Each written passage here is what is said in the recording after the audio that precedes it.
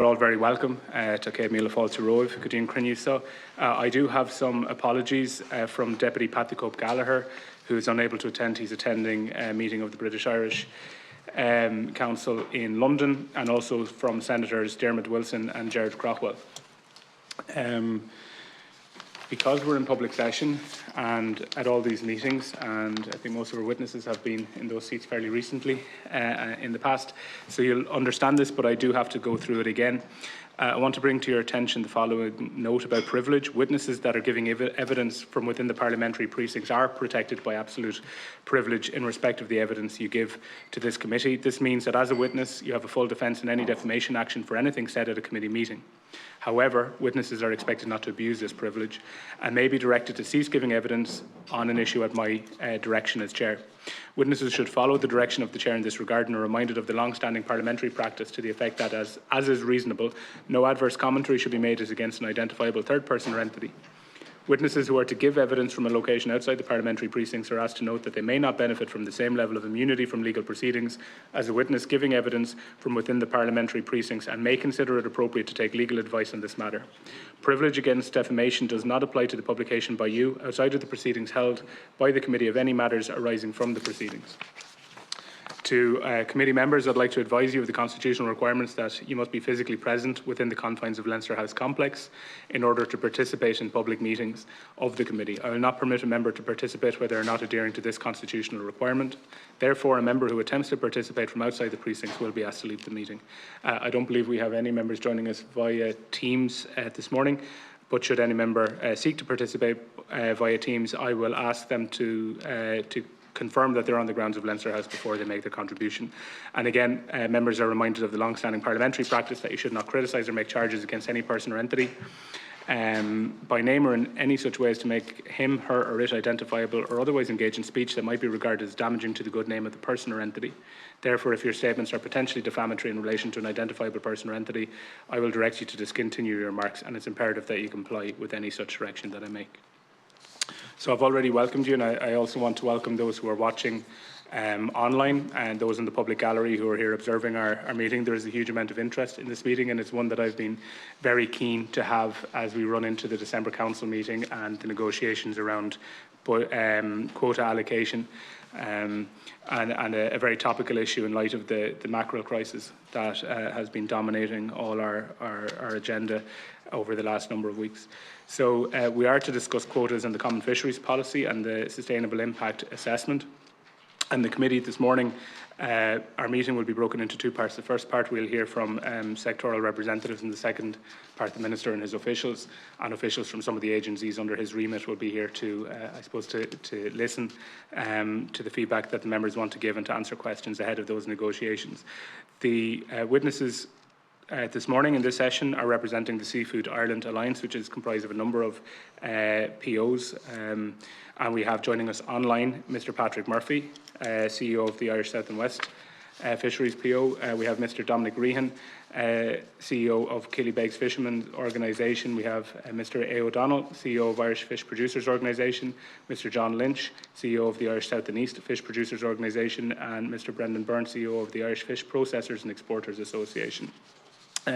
So I understand we have two written statements that have been provided, that have been circulated to members, and because time is short in this particular meeting, I would be asking first Mr John Lynch and then Mr Patrick Murphy just to give 2-minute synopses of those speeches. And as I've mentioned already, time will be quite short in this meeting. We have an awful lot to discuss. So when I come to members, we'll be working on the basis of 5 minutes at a time, and that has to include time to put the question and to get the response. So I just remind members of that when we start the question and answer. So Mr Murphy, if you're there online and ready to go, you might give your 2 minutes summary of your opening statement. Thank you, Chair, and thanks for this invitation to appear before the Oireachtas Committee and give us an opportunity to give an outline of what is facing the Irish industry in 2026, and as you said and referred to, the huge losses that our fleet are going to suffer next year in opportunities and quotas.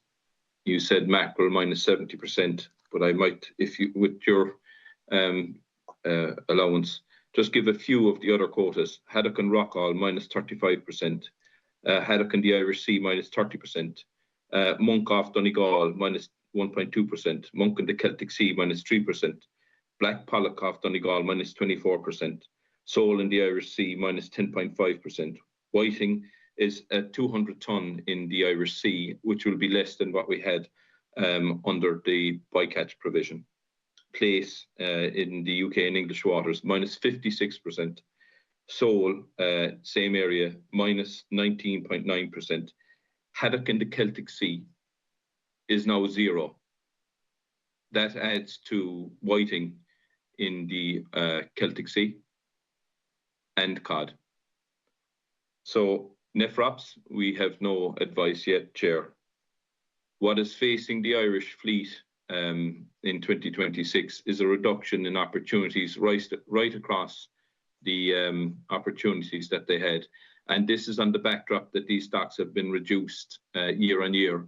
And we have a common fishery policy that bases itself in MSY that doesn't seem to be working, because even though the MSY figures are there, we still see those stocks going down and down. So rather than a maximal sustainable yield, that figure keeps dropping, which makes it virtually impossible for our members to keep making a viable living. -82% in profits for our fleet in a BIM report. It is really serious, Chair.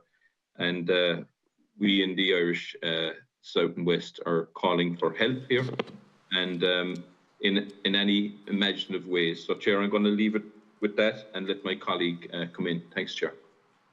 Gramil Magad, Mr. Murphy and Mr. Lynch, 2 minutes. Thank you, Cahirlock. And I suppose that the opening statement that I entered into the committee is speaks for itself for people that have read it.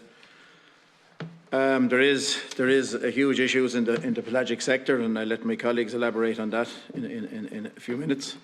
But the scale of the reductions in the tax in the pelagic sector are catastrophic for the Irish fishing industry. There's no question to that, and the processing industry. It's just if you follow it through, the economic impact of it is really bad for the coastal communities and for the operators around the coast.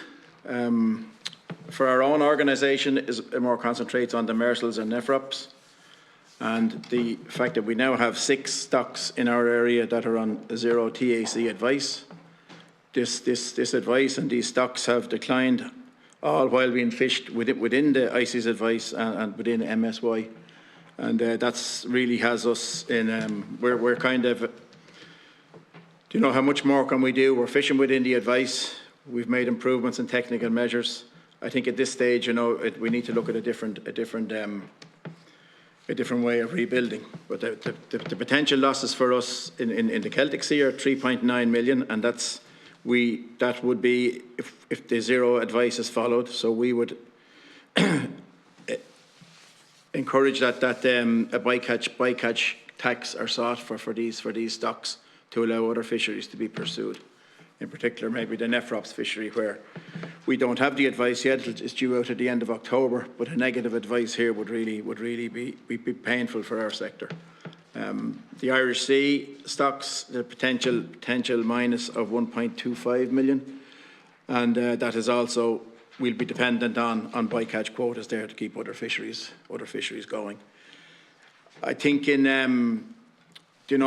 these cuts are so severe this year that to have any stock rebuilding, any type of effort reduction to try and accommodate a stock rebuilding programme would definitely need subsidies. It would need a lot of supports for the fleet and a lot of supports for the processors that depend on that fleet. Similar to the structure that we had after the Brexit in the bar funding, I think that things are that serious at the moment that type of structure will be necessary. Thank you, Mr. Lynch. Thank you, Ciara. We'll go to questions and answers, and I'll just remind members again that it's 5 minutes. to include both your questions, your remarks and responses, and just to aid efficiency and keep things rolling nicely, if you would say who you're putting that question to, if it relates to one particular speaker. So, the floor is open. Senator Boyle.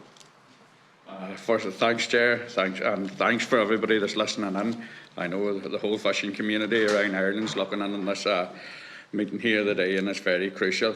And also, I would like to wish Cormac Burke. I know he had his operation on Thursday, and hopefully everything's going well. And we're thinking of him. The first question I wanted to ask, and maybe he would probably be the one. The Norwegians are overfishing mackerel stocks in Irish waters to get access.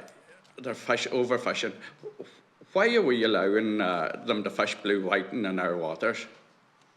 Thank you, Senator Boyle. I mean, basically, we have a big problem.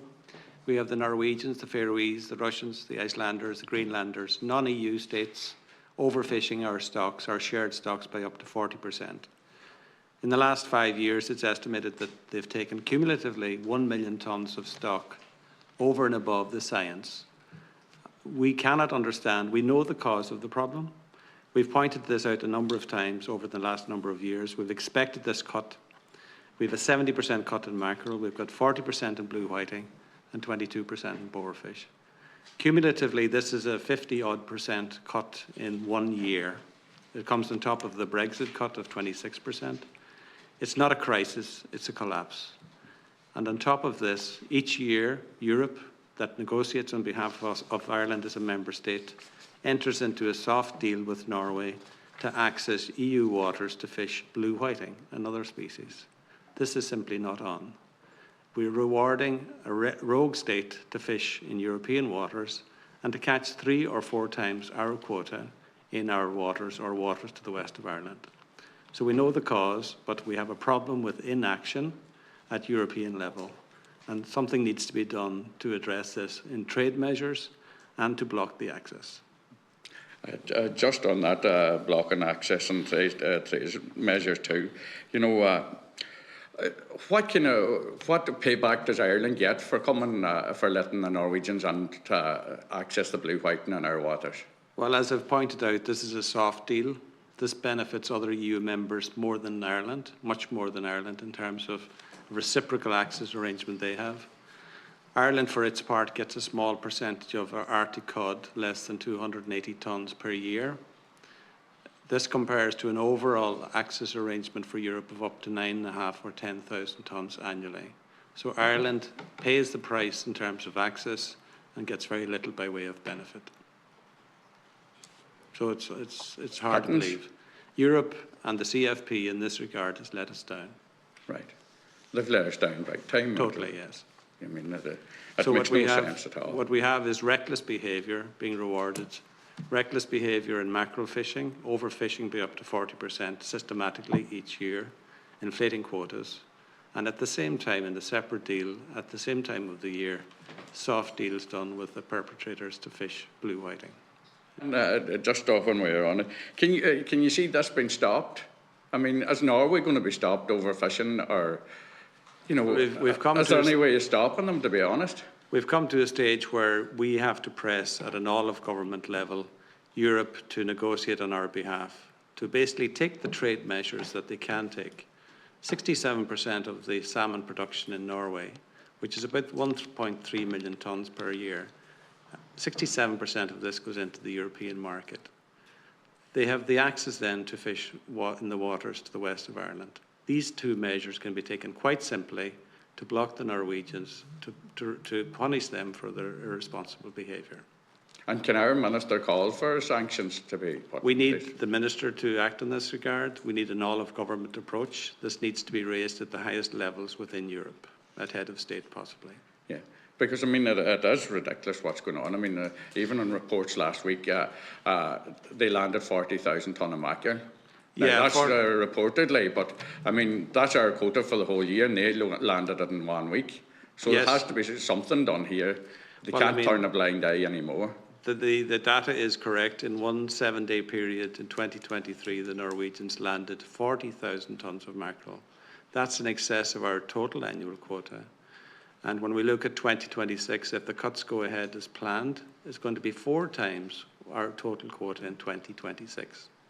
This overfishing is continuing. It's happening even as we speak in the international zone where they fish mackerel at an inflated level. And this is damaging the stock. It's damaging our shared stock, our shared migratory stock. It has to stop. Thank you, Chair. Next speaker, Deputy McLaughlin at the Hub.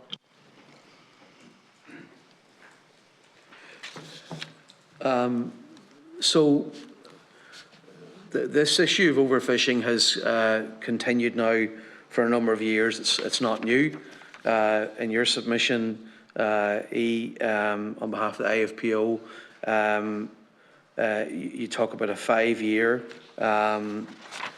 process, and the cost, if you put in all the different cutbacks, we're facing losses of 200 million next year, 200 million.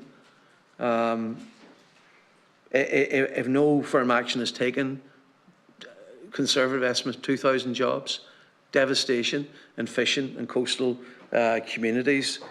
And I want to get a sense, because you've referenced Norway, Faroe Islands, Iceland, Russia, UK, with reciprocal arrangements.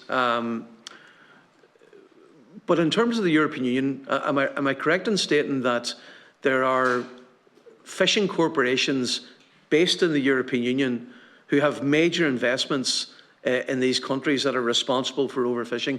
Just maybe to take us through that, please, whoever wants to respond to that.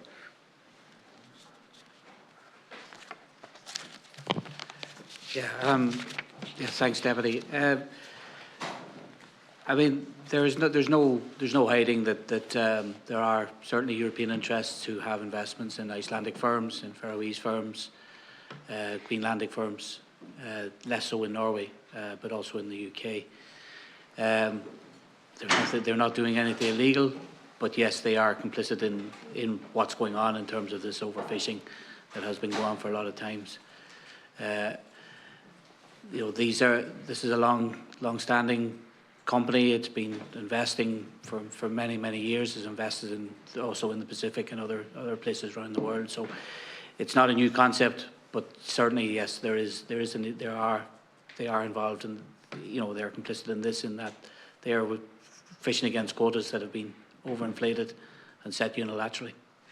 Yeah, because there's a lot of talk about countries here, but my issue is that you have major corporations that are involved in industrial scale fishing, reckless practices, ignoring science, that may well destroy a precious resource, a shared resource that it spawns off the Irish coast and works its way up to the North Atlantic. So this is clearly reckless, clearly in defiance of the science, and there just is no repercussions. So just maybe take us through, as Senator Boyle says, there are people listening in. My understanding is that the European Commission separate out this, so they fail to have any actions taken against the offending corporations as well as countries, because we have corporations that have investments in all of these countries that are making huge profits. They're actually based in the European Union. So we need to talk about corporations making huge profits, involved in reckless practices.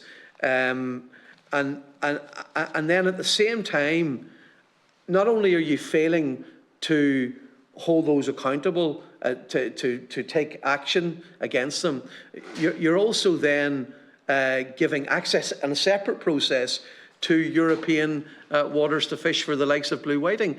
So apparently the European Commission separate these two things out. They say there's no connection. So can you just take us through that for people listening in today?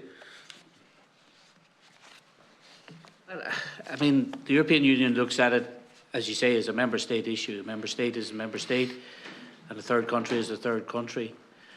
I guess the European Union looks at it from a different point of view. Would look at it more from a competition law perspective rather than as a European fisheries law.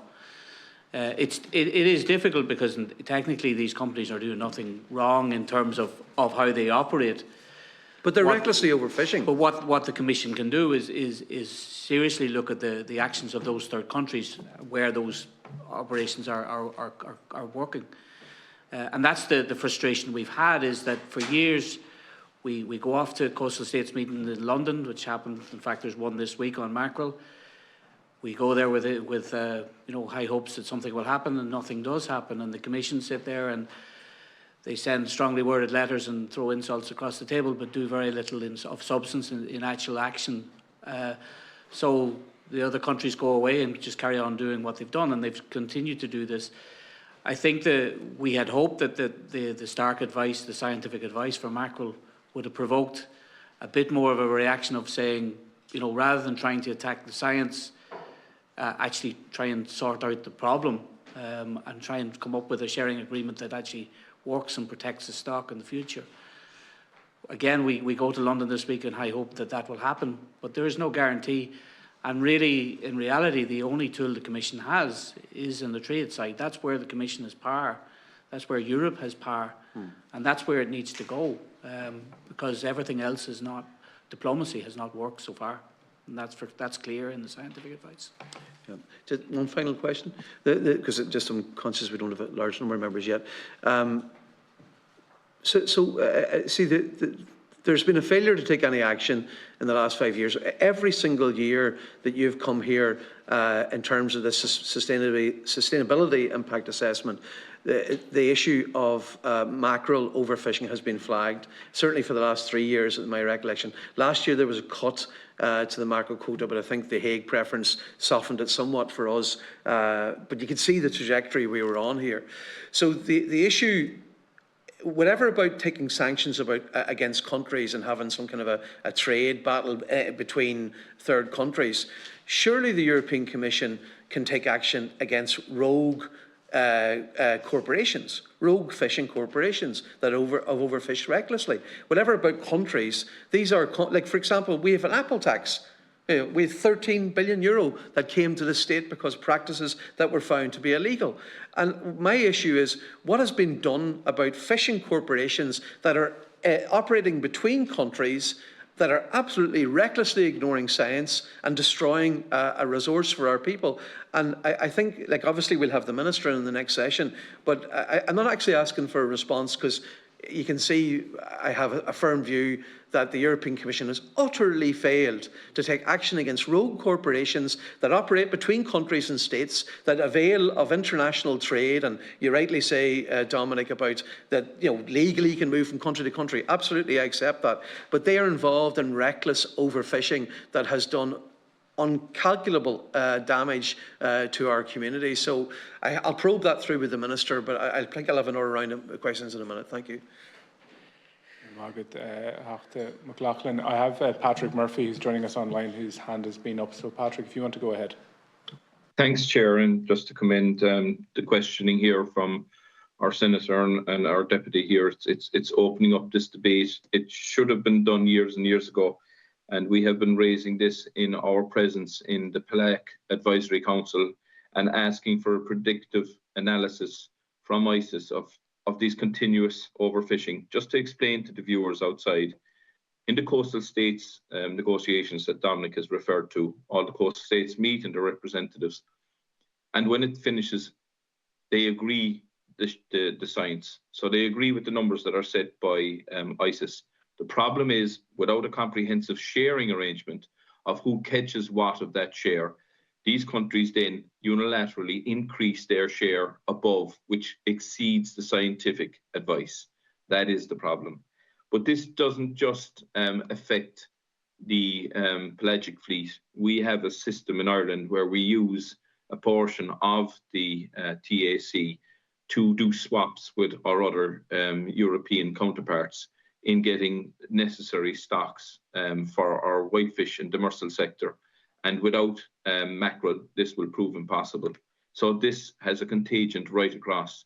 Also, you have to understand that vessels that are primarily pelagic vessels, if they lose their pelagic entitlements, will have to go back into demersal fishing, which, as we know, is a shared pot.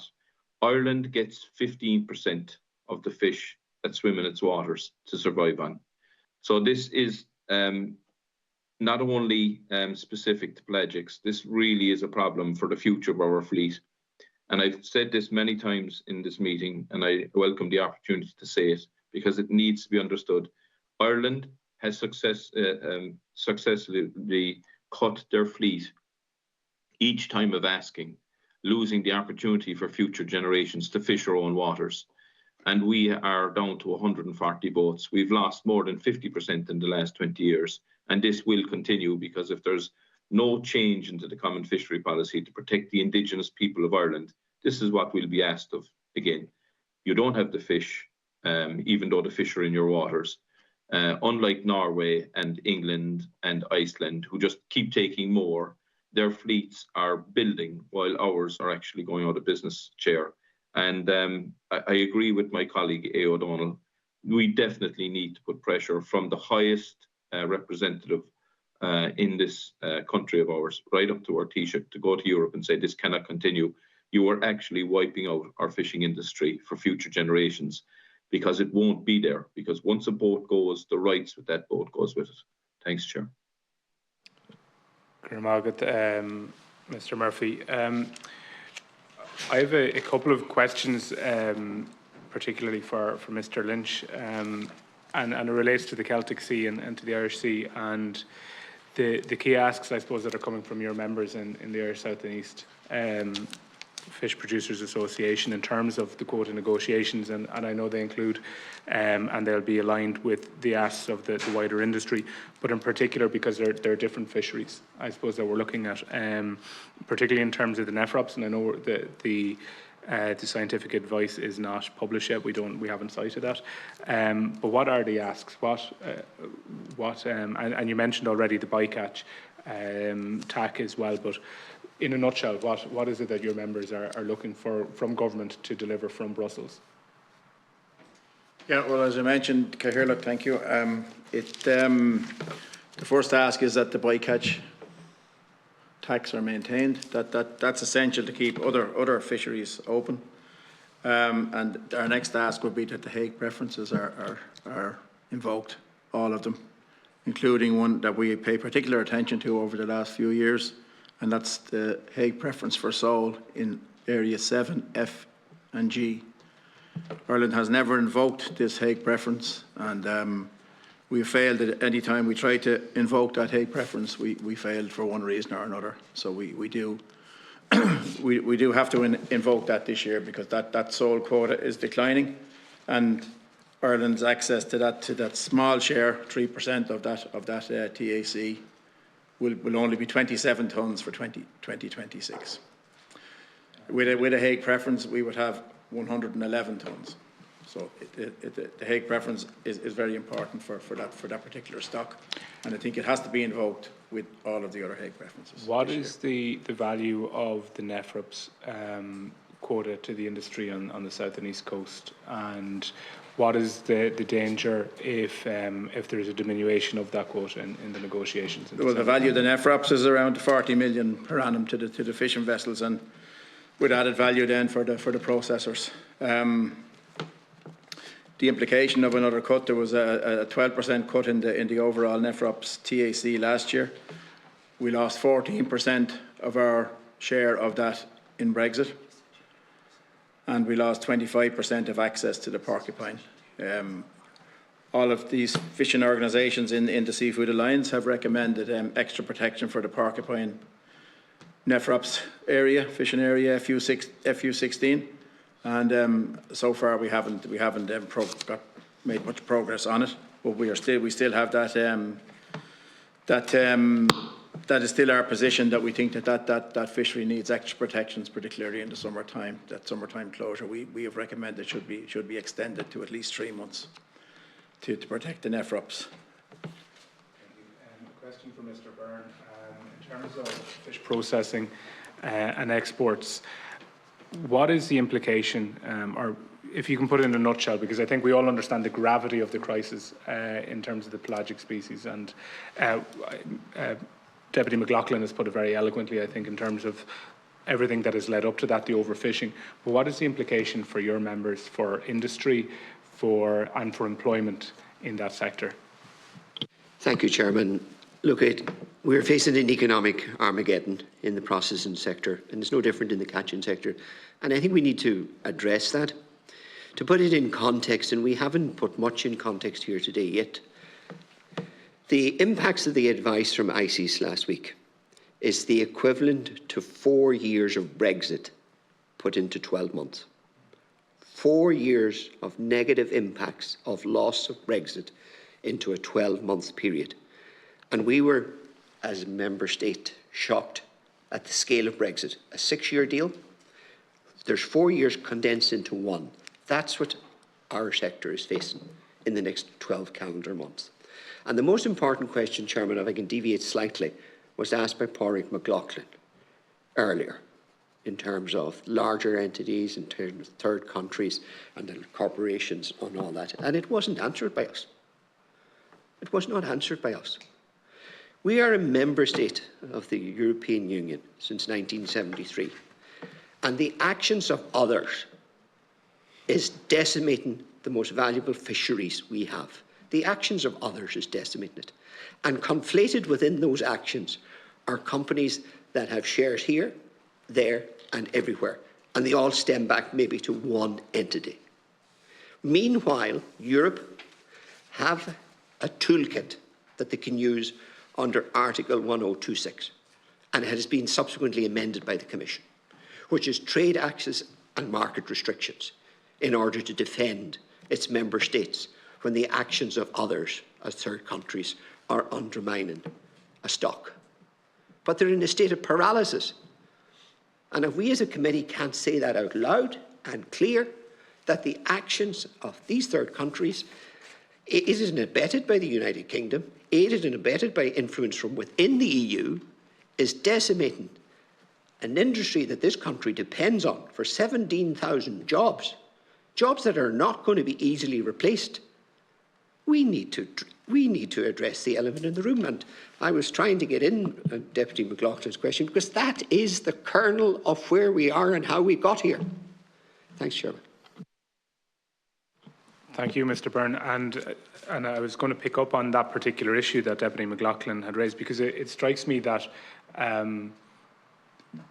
this overfishing, this wanton destruction of a natural resource, a sovereign resource of the Irish people, that's taking place off our west and north coasts, to the detriment, as you put it, 17,000 jobs, to the detriment of a way of life, to the detriment of living communities, to enrich shareholders, many of whom are based in the European Union.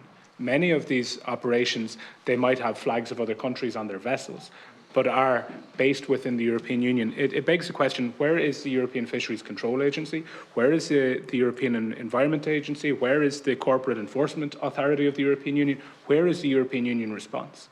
Now, the Irish Government also has to take a level of responsibility, and we will have the Minister here, and we'll be having very forthright conversations, I imagine, with him, sending him to Brussels with a very clear mandate to come back with something, to take a very firm line here. But the European Union has a huge amount of questions to ask here.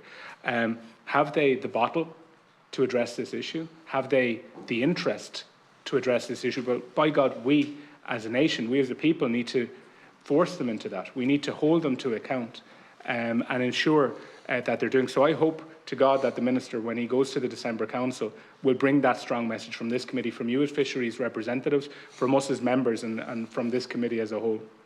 But no, thank you for responding to that, because I think it is really important. There is a really good and important set of questions, and it's really heartening to hear your response. Cromagad. Deputy Whitmore.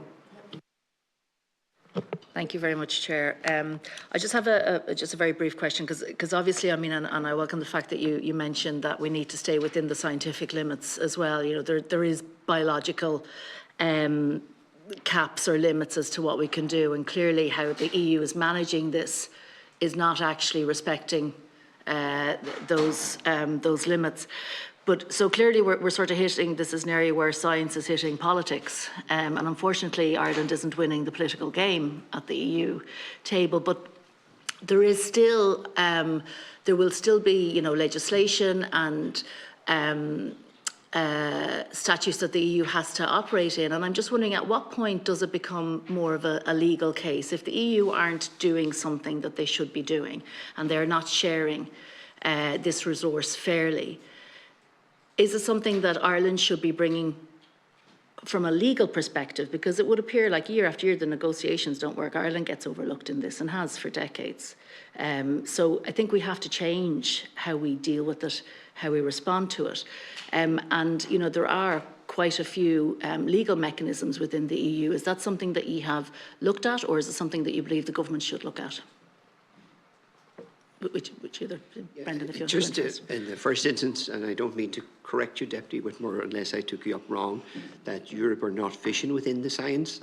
Europe very much are fishing within the science. No, but they're not protecting. So they're not protecting the European fishers. The issue here is that you have third countries such as Iceland and the Faroes and Norway grossly abusing science, grossly abusing it. And the key issue here is those rogue states are still getting full and unfettered access to European markets. Last year, Norway sold 600 million euros of herring and mackerel into the European market at a time when Ireland was suffering because we adhere to the common fishery policy. So, and this goes back to the earlier question. Unless Europe can defend its own members, it's not going to defend the science and the actions of the others and call it out. And this is where we are. We are suffering because Europe has been weak. Now, they had a toolkit in terms of market access, trade access. They failed to do anything with that. And then going back to the point earlier of E. O'Donnell, if that wasn't bad enough that they give market access, unfettered market access, they proceeded then to give access west of Ireland to Norway to fish on occasions up to 200,000 tonnes of blue whiting. So I suppose that is my question. Is there an opportunity for a legal challenge against those European decisions? Europe are not, like they haven't paid attention to fisheries concerns in Ireland for many, many decades. We are a very small player politically. A large player from a resource perspective, we are a small player politically. So at what stage is it going to require holding Europe to account for managing their seas and the fisheries, you know, like that? I mean, what are the other tools? I mean, Ireland can go over and they can, you know, try and negotiate or look for fairness. It hasn't worked before. So at what stage does it need to be wrapped up? Can you or I say comprehensively that Ireland has been robust at the heart of Europe for the last 20 years? Have we put the issues to the heart of Europe? I would sincerely say no, that we've been weak in Europe and we're paying a price. You know, we have 12% of the waters. Every other member state that fishes around the coasts of Ireland, around the waters of Ireland, their industries are benefiting. The Irish processing industry is on a downward trajectory since 2017. The other member states that are fishing west of Ireland or south of Ireland, their processing industries are on an upward trajectory. So we've been weak. You know, when I got my job first 4.5 years, the greatest weakness I saw was our own domestic policies in terms of fishing. We need to address that before we go to Europe. We need to address how robust has our fishery policies been from a catching perspective or from a processing perspective. I think we've been extremely weak in Europe, and that is why Europe is weak when it comes to defending us. Okay. Would either of you gentlemen like to? Thanks, Deputy. Yeah, I think there's a lot of folly going on. There's a pretense at play. The UK, for example, as a sovereign state, have entered into a trilateral arrangement with these rogue players. They have traded inflated quota above science with these players in a 3-year deal to give access to UK waters to the benefit of sovereign fishermen in the UK. These things must be addressed, and I think your point about legal action is something that needs to be considered by the state, because everything else is failing. Yeah. At the end of the day, our members have to pay their mortgages, pay their crews, employ their staff. This is not possible in the current situation. You cannot have a 50% cut in your opportunity in 1 year and then survive. Okay, thank you. Thank you. Senator O'Reilly. Yeah, thanks very much for coming in today. I think the first question's for you, John. Just in the on the sole, just picking up on your statement there on sole 7F plus G, did so the advice for 2026 was a minus 14% reduction, and you stating that the advice is far removed from the reality being experienced by fishermen on the ground. The ISEFPO has serious concerns around this advice and the uptake in 2025, where the Irish quota was exhausted before the end of May. Can you expand on that for me? Yeah, well, actually, the advice itself are described by ICES as robust. Why the reductions? And if you look at the ICES advice, all the indicators are good. So why the reduction? I'm not sure, but for sure our vessels are encountering a lot of sole on the fishing ground. However, that's anecdotal evidence, and what we're looking for really is for our Hague preference on this stock to be invoked, to give us our proper share of the fish. Like last year we had 33 tonnes. A Hague would have given us an extra 89 tonnes. This year we have 27. A Hague will give us an extra 83. So it makes a huge difference if we invoke the Hague or don't invoke the Hague to the access that vessels have to this fish. And you mentioned that it's never been invoked. No. And have you just said that for various reasons. Yeah, well, last year there was an issue with the Commission, which has yet to be clarified, where the Commission maintained that the threshold where the Hague comes into effect was 10 tonnes. Now, a Hague of 10 tonnes is pointless. There is no point in a Hague of 10 tonnes. And any paperwork, any documents that I have seen have the Hague preference for sole, for Ireland and 7F and G at 194 tonnes. So when our share went below 194 tonnes, we should have been invoking a Hague preference from then on. Okay, and I'm going to go back to possibly Brendan, just about the mackerel and the overfishing of third countries and other countries. And you very clearly stated that what you think. Do you feel that the Commission and the government has the ability to deal with this? Absolutely. The Commission most definitely have the ability and the toolkit to deal with this comprehensively. What I don't see is any willingness to do so. If you take it from the perspective, as the chairman asked me earlier, we're facing an economic Armageddon where quite literally within the first number of months of next year, you could see up to 2,000 job losses. You could see multiple factory closures. You could see decimation in coastal and maritime communities. Those are the realities. Those are the realities that we're facing in terms of mackerel. Our mackerel stock and quota is going to be cut collectively by 89% over the last 3 years. And at the same time, as a processor, you see free and unfettered access by the Norwegians, who are the culprits that caused this. And likewise, the Faroese and to a lesser extent the Icelandic, and then in international waters, you have the Russians at play. But the European Commission has shown no respect to what is Ireland's richest stock. And you see around our coast so many other member states benefiting from the fish stocks that's there. And the only stock that we have a 50% share in, it's not been defended because the actions of others have undermined the stock that we have. This is crazy stuff. But there is the ability there at the Commission. What we need now is the willingness. Yeah, that was actually what I had written down, was have you the confidence that there's a willingness in Europe. And also, so really what you're saying is they're coming in, they're plundering, and they're selling back to us. Yes. So would you agree that possibly sanctions could be put in place? Or trade sanctions? If they were to... Is that a possibility? Absolutely, and the ability is there under Article 1026 of 2012. And the Commission have recently increased the powers within that relevant article. But it's there and it's not been invoked. And yet you have an industry here, and there's other countries that benefit from mackerel stocks too, such as the Dutch, to a lesser extent. And we are sitting passively waiting for the Commission to defend us as a member state. Can I ask just a last question? Just on Brexit. After Brexit and as a result of Brexit, were you expecting, was there a difference in what you were being told was going to happen and to what actually happened?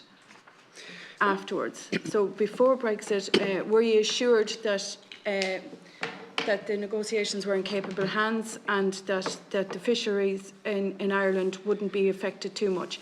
And what is the difference in what you were told and what actually happened? I think the EU chief negotiator sold us a pup. He said that we were going to be inextricably linked to trade, which we were until the 11th hour, and then we were jettisoned and sold out. The Irish industry, not for the first time, but certainly in terms of Brexit, were sold out, whereby we carried 40% of the cost of the overall TCA deal. One member state contributed 40% of the value of that deal. So we were sold out. And is it any different now that they have these tools and mechanisms to fight for a member state, to protect a member state, and they're not invoking them, that they're not activating them? It's not. But how much longer can Ireland and how much longer can this industry sit and wait until it's completely destroyed before we shout stop? Sorry, did you get assurances that the Irish fishing wouldn't be affected? In the negotiations, it was a battle cry of Michel Barnier that the Irish fishing industry would be inextricably linked to trade. It was something that he said in this House when he visited here. It's something that he had said numerous times in public and in the Parliament in Europe, in Brussels, but yet it wasn't inextricably linked to anything other than colossal loss for the failure to defend it. Michael. I've noticed that Mr. Murphy, who's joining us on Teams, has his hand raised for a while. So, Mr. Murphy, if you'd like to come in at this point, and then I'll go to Deputy Ward and we'll begin our second round. Is that okay? Thank you, Chair, and again, thanks for the excellent questions from our deputies. Can I go back to Deputy Whitmore? Yes, simple answer. Do we stay within the scientific biological limits? We do. The problem is, Deputy, as I said earlier, is that the coastal states all agree with the scientific advice. Then afterwards, as my colleagues have outlined very well, that these other rogue countries keep taking more fish up well above the biological limit, and we suffer as a result because successively we get cuts. Just to give some figures on this. So mackerel in 2019, our quota was 55,700 or 313 tonnes. In 2020, it went up to 78,000 tonnes.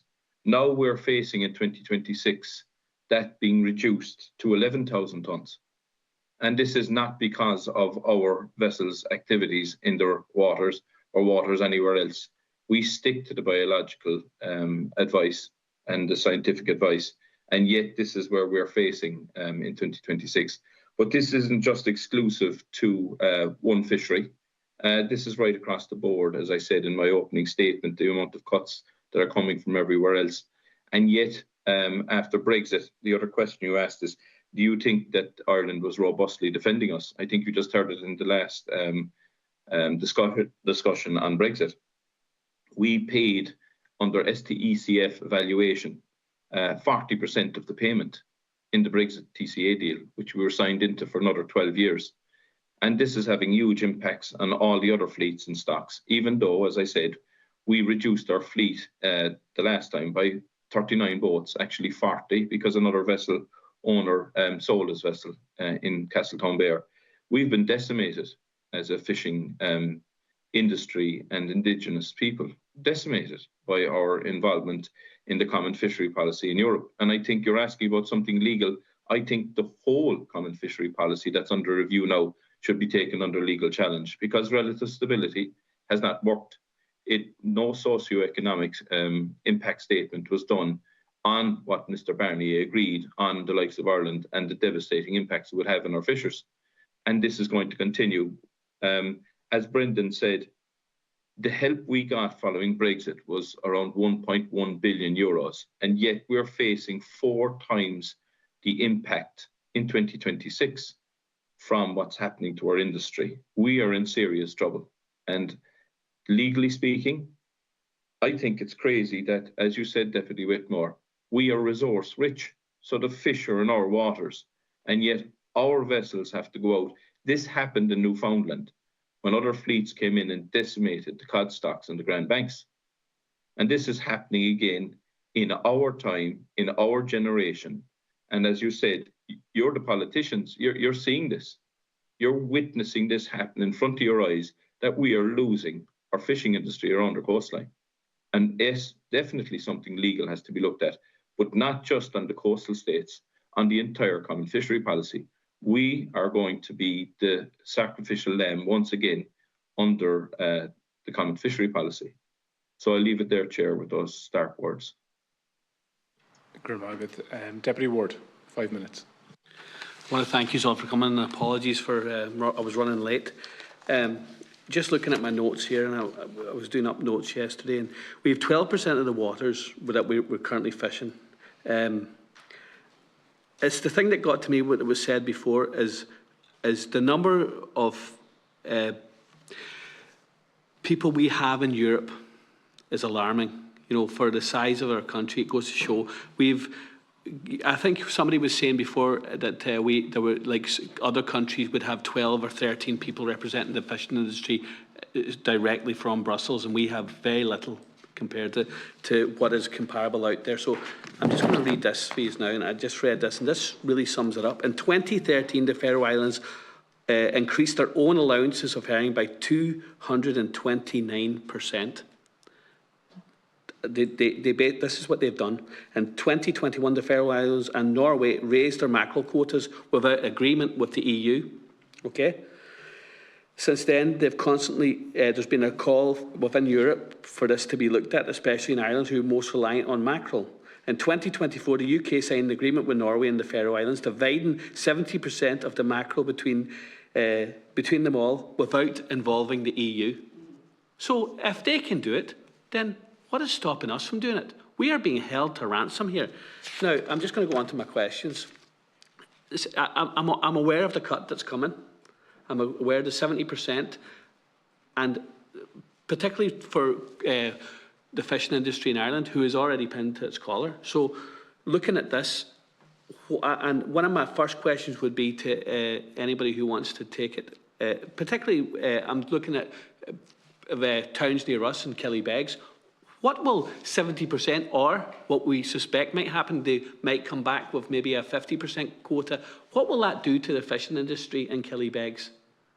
And on that, I would like to anybody else who has any experience of this down like Castletown, Bear, any of these other towns, what will it have? What will the effect have? Because we're already pinned to our collar. If you're looking at it from a business point of view, 70% is a death knell. So I'll give you that question first. Thank you, Deputy. Very important point. Okay, we represent national members, but specifically in Killybegs, if we look at it, the direct and indirect employment at the moment is about 4,300. This is 4,300 people in coastal communities. This is the heart of the pelagic business. This is the heart of the marketing, the production, the branding of seafood products. Quite simply, at its simplest, if we take away 50% of the raw material, effectively 2,000 jobs are at risk. Worse than that, the critical mass, the critical scale, the scope of the business is diminished at a time when other member states are likely to continue to maintain and increase theirs. So it's devastation, it's a collapse situation. We need to be clear about that, and we need to address it. Thank you, Chairman. I think one of the key things that we need to take away here from mackerel is this. If you look at any pelagic factory, and they could do mackerel and blue white and other stocks, but mackerel contributes more than 80% of the profits of any pelagic factory. It's the engine that keeps the industry going. And earlier, Patrick Murphy stated in terms of whitefish stock swaps and in terms of everything. And the service sector, without the revenue that's generated from an employment, from a business perspective of mackerel, the entire model that we have in this country collapses on itself. And that collapse is going to be very stark and very quick. And I have not seen any official report reflect that. We are here today as a Fisheries Committee of our National Parliament building, knowing for the last 15 days that mackerel is going to collapse. Mm-hmm. And I have yet to see a report. You know, we need to take things seriously around here. It's 2,500 jobs within the first 6 to 8 months. It's 6 to 7 factories within the first 6 months. It's the service sector designation within the 6 months. We have not addressed this. And unless there's a state of paralysis somewhere that I don't know about and it can be explained to me, we should be all over this. Thanks, Chair. Thanks, Cathaoirleach. Yeah, and thanks, Deputy, for that. It's a very good question. And I think it has a very simple answer. It's irrelevant whether it's 50% or 70%. Yeah. Completely irrelevant. Because if you look at the trajectory of that stock and what's going on in the rogue states of Norway, Faroes, Iceland, and by default the UK, if that continues for another year, the advice next year will be minus 100%. So there'll be no mackerel to be caught. And that's the simple answer to the question, you know. And then there'll be no mackerel. The mackerel that's provided for swaps for the whitefish, which because of our small shares in whitefish stocks is absolutely essential, that will be off the table as well. There'll be absolutely nothing, you know. It's disastrous for the Irish fleet. That's all you could say. Thanks. Yeah, thanks for the question, Deputy. I think just one very specific example of one of the issues that's going to be created here is my organisation represents 14 or 15 of the big RSW vessels. They employ around 250 people. The problem they face is that even if mackerel does recover, and mackerel is a very resilient stock, so you know the chances are if people do the right thing then it will recover. But the issue really around them is they will not have a crew to fish that pool. And those vessels have to have very skilled crew. They are under legal requirements to have qualified engineers and skippers' tickets all on board those boats. Those people don't grow on trees. They're not available. You can't just take someone off the street and put them on a fishing boat and expect that fishing boat to operate.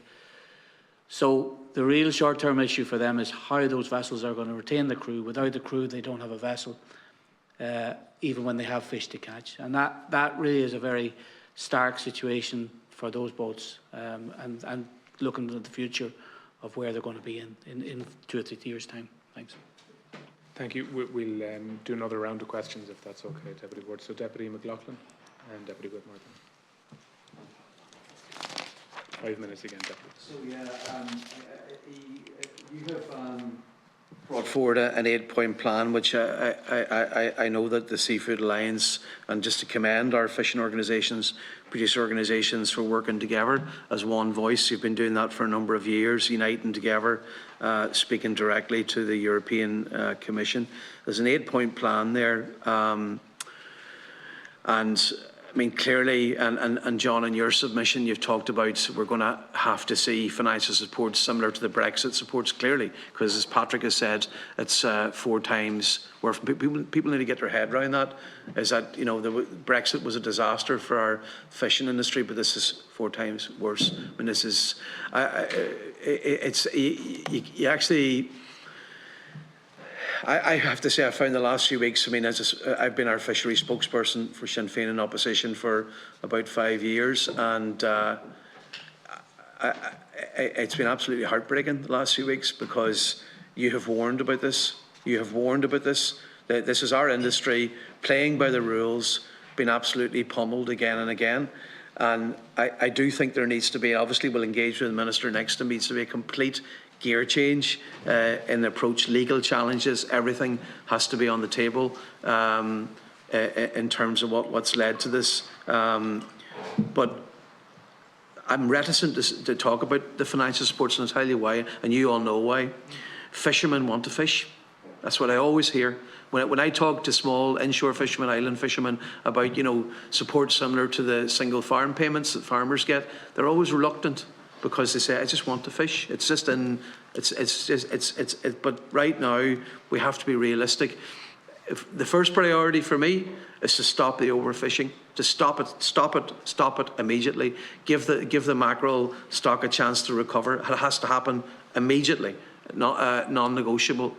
But there's going to have to be financial supports in tandem. So can we maybe talk about, and I just want to be clear for any fishermen, this is not us waving the flag, you know, take the financial payments. The first thing to do is a deal with the overfishing to stop it. The second thing is we do have to renegotiate the common fisheries policy. We have to look at relative stability. It is absolutely failing as relative stability. The British didn't look at relative stability when they negotiated Brexit. It was zonal attachment for the British when they were dealing with Brexit. So we have this policy is in tatters. It makes no sense. Nobody can stand over it. There's no moral standing anymore. But so I want every fisherman listening to understand we are not parking that. That's first and foremost. But we do need financial supports. We're going to have to try and save jobs. Dominic talked about the type of people we need to keep in play. So can we just start to talk about what type of financial supports are going to be required if we achieve a stop to the overfishing and all the other matters that we need to negotiate? So whoever wants to take that first. Thanks, Deputy. And again, it's a very salient point. And you're absolutely right. Fishermen want to fish. That is absolutely clear. And you know, there's no fisherman who wants to tie his boat to the wall. But I mean, we are where we are. I think if you look on the pelagic side, under the Brexit scheme, there was a liquidity fund provided for the RSW boats, which reflected some of their losses. We need something like that, similar like for the pelagic fleet. So to get over this hump, to give them sort of a short-term, to keep the crew, to keep the business afloat, keep loans being paid, whatever else. From the whitefish side, again, as we're going to face a shortage of quota. We're trying to manage the quota for 12 months. We need to look at some sort of a tie-up scheme that we had, again, what we had before under Brexit, so we can spread the quota over the year, but we can make sure that we maintain supply to the factories of fish. So I think in those terms, you know, that's for the catching sector, we need those kind of financial support in the short term. And the short term is not necessarily a year, because mackerel is not going to recover in a year, and at some of the other whitefish stocks, I'd say, you know, we're looking at a few years of this to get them over that hump on the basis of resilience. But I think the other thing in terms of supports, it's not just about financial support. We do need to look at what we can control ourselves in the short term. We have a very, very rigid quota management policy in this country.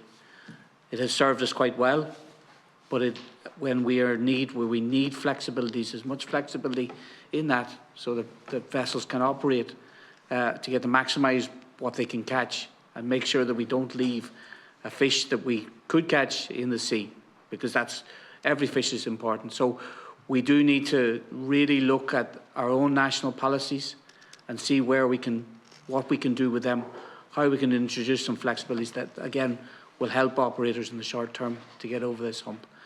I might let Brendan talk a little bit on the processing side, because, as I say, it's his side of the fence. Mr. Byrne, just very briefly, because I have a number of speakers that indicated just to put further questions. Thank you very much. In terms of the Brexit schemes that were directly applied to the processing sector, particularly in terms of liquidity, they were an unmitigated disaster. But we can't blame Europe for that. The fault particularly lay with BIM and a mismanagement and a poor drafting of it. So we need to avoid that before we get back into that situation. And we must also remember that in Brexit, 213 million of it was left unspent and returned to Europe. Yeah. And we're now in a situation where, from a processing point of view, we have already accumulated 3 years of loss. And now we're faced with this Armageddon, economic Armageddon, of a 70% cut in the most valuable stock. We don't have time even to go into the drafting of schemes, such as the immediacy of the crisis that we're at. But I don't think that penny has dropped in the department yet. That is a question that needs to be put squarely with those that will come in after us. But we are facing Armageddon. Thank you, Mr. Byrne. Deputy Whitmore. John, I just have a question for yourself. In relation to in your conclusions, you specified that one thing that could be done is a review of the minimum conservation reference size for demersal fish. Just wondering, could you go through that a little bit with me? Yeah, it's certainly it's something I've been promoting for a long time, you know, that the minimum sizes for some of the species need to be reviewed. In my opinion, I'm not a scientist, but in my fisherman, a fish for nearly 40 years, you know, have my own vessel, ended up in the fisheries representative situation that I'm in now, but or position that I'm in. But it has been for a long time my opinion that a lot of the sizes, the minimum landing conservation reference sizes are too small. They're too small. Because, and I don't think, obviously this wouldn't work for all aspects, but there is a question as to whether or not, from a fisheries science perspective, we're better off leaving the big fish in, because they're the ones that actually are the most fecund, like they're the ones that will actually lend to the next generation. And I'm just wondering, is that, because I know in America, I think, now obviously it depends on the fisheries, it's not going to work with trawling and all the rest, but, is that something that you've looked at or considered? It's sort of the same as the V-notching and stuff, if you see a buried female, it goes back in. That's correct, but it's almost impossible to release big fish and keep the whatever in between size ones. So the theory would be that if you let more small ones away, they grow to be bigger, and catching the big ones can be managed by your quota. Okay. Yeah, it's just because it was just interesting. Yeah, no, but what you are say is correct. It's scientifically correct. Yeah. And that actually that there is a sort of inherent knowledge amongst the more mature fish. I think there was a collapse in the herring fishery off Iceland because all the large fish were gone and the young fish didn't know where, and they brought them to a completely different fishing ground, which meant the boats were waiting in the wrong area. So it's just something, I might raise it with the Marine Institute later. Thank you.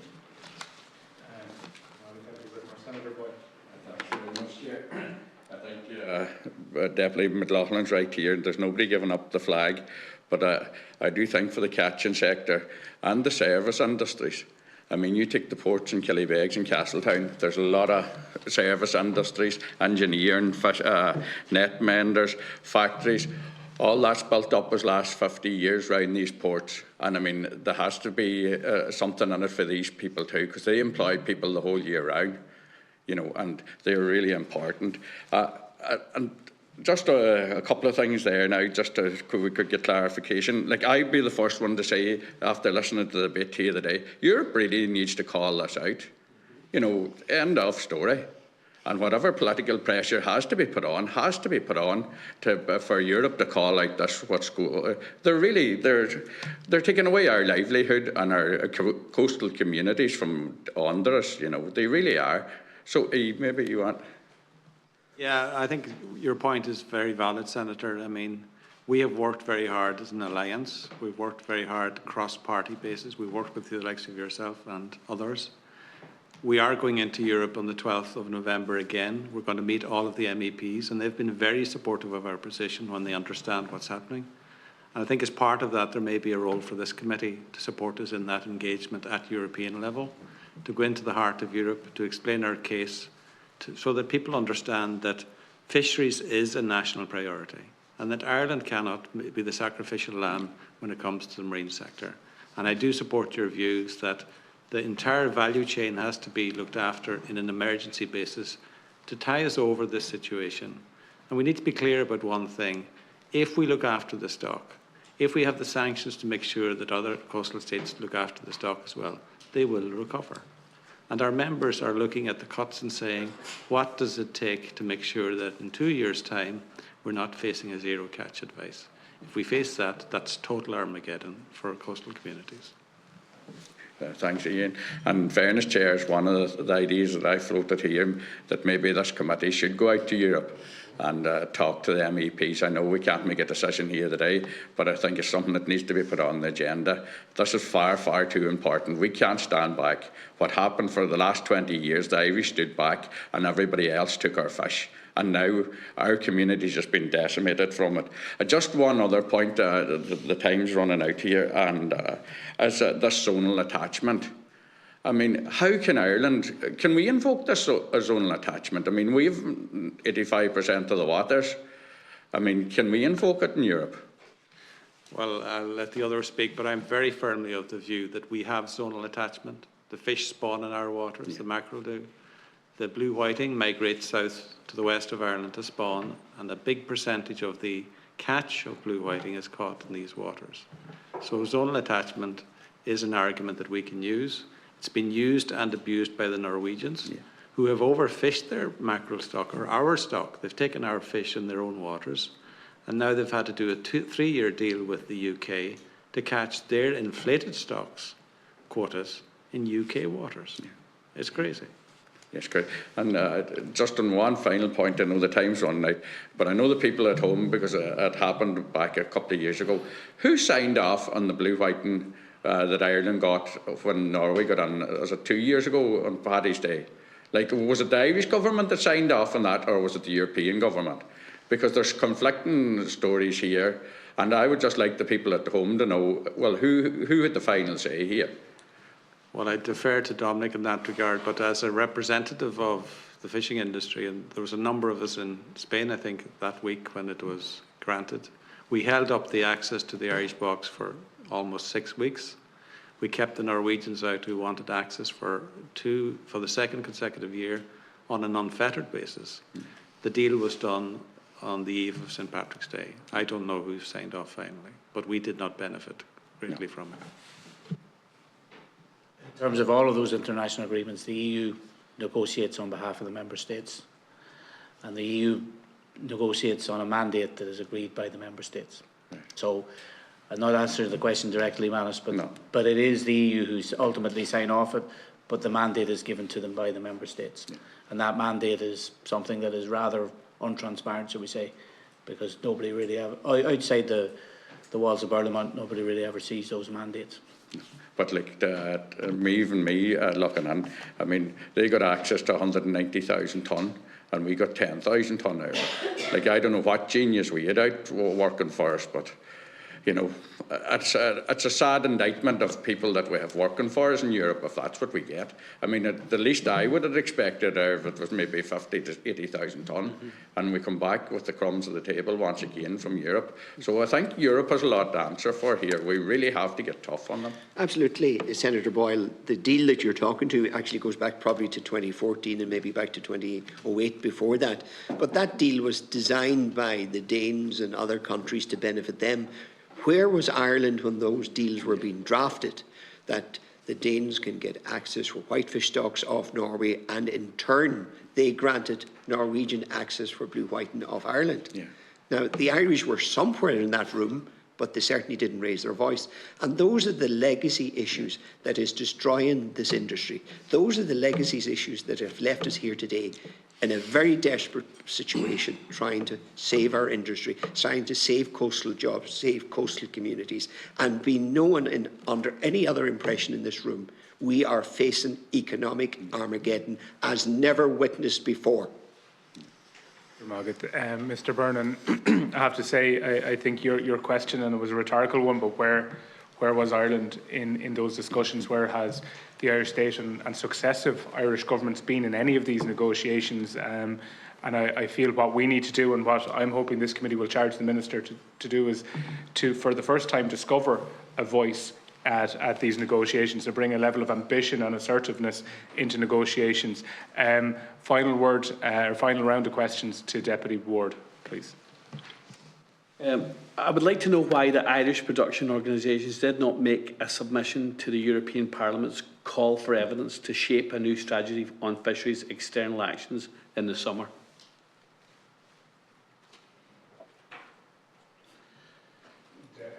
My apologies, Mr. Murphy has his hand up. I don't know if it's in response to that question or a previous one, but it's quite small. So if you want to come in, Mr. Murphy. Sorry, Deputy, I didn't get that, and I actually refer back to the question that Deputy Ward asked. Fair play to him, a man from Killybegs that mentioned Castletown Bay and the impacts. Just a couple of simple facts. I have a vessel owner that had 700 tonne of mackerel to catch, and this year he'd be lucky if he has 70.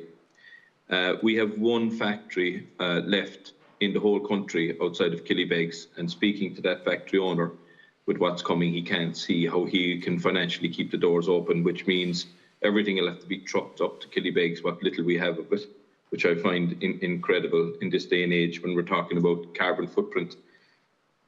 When I started in fisheries and in my youth, we had predominantly timber boats that couldn't compete with the foreign fleets.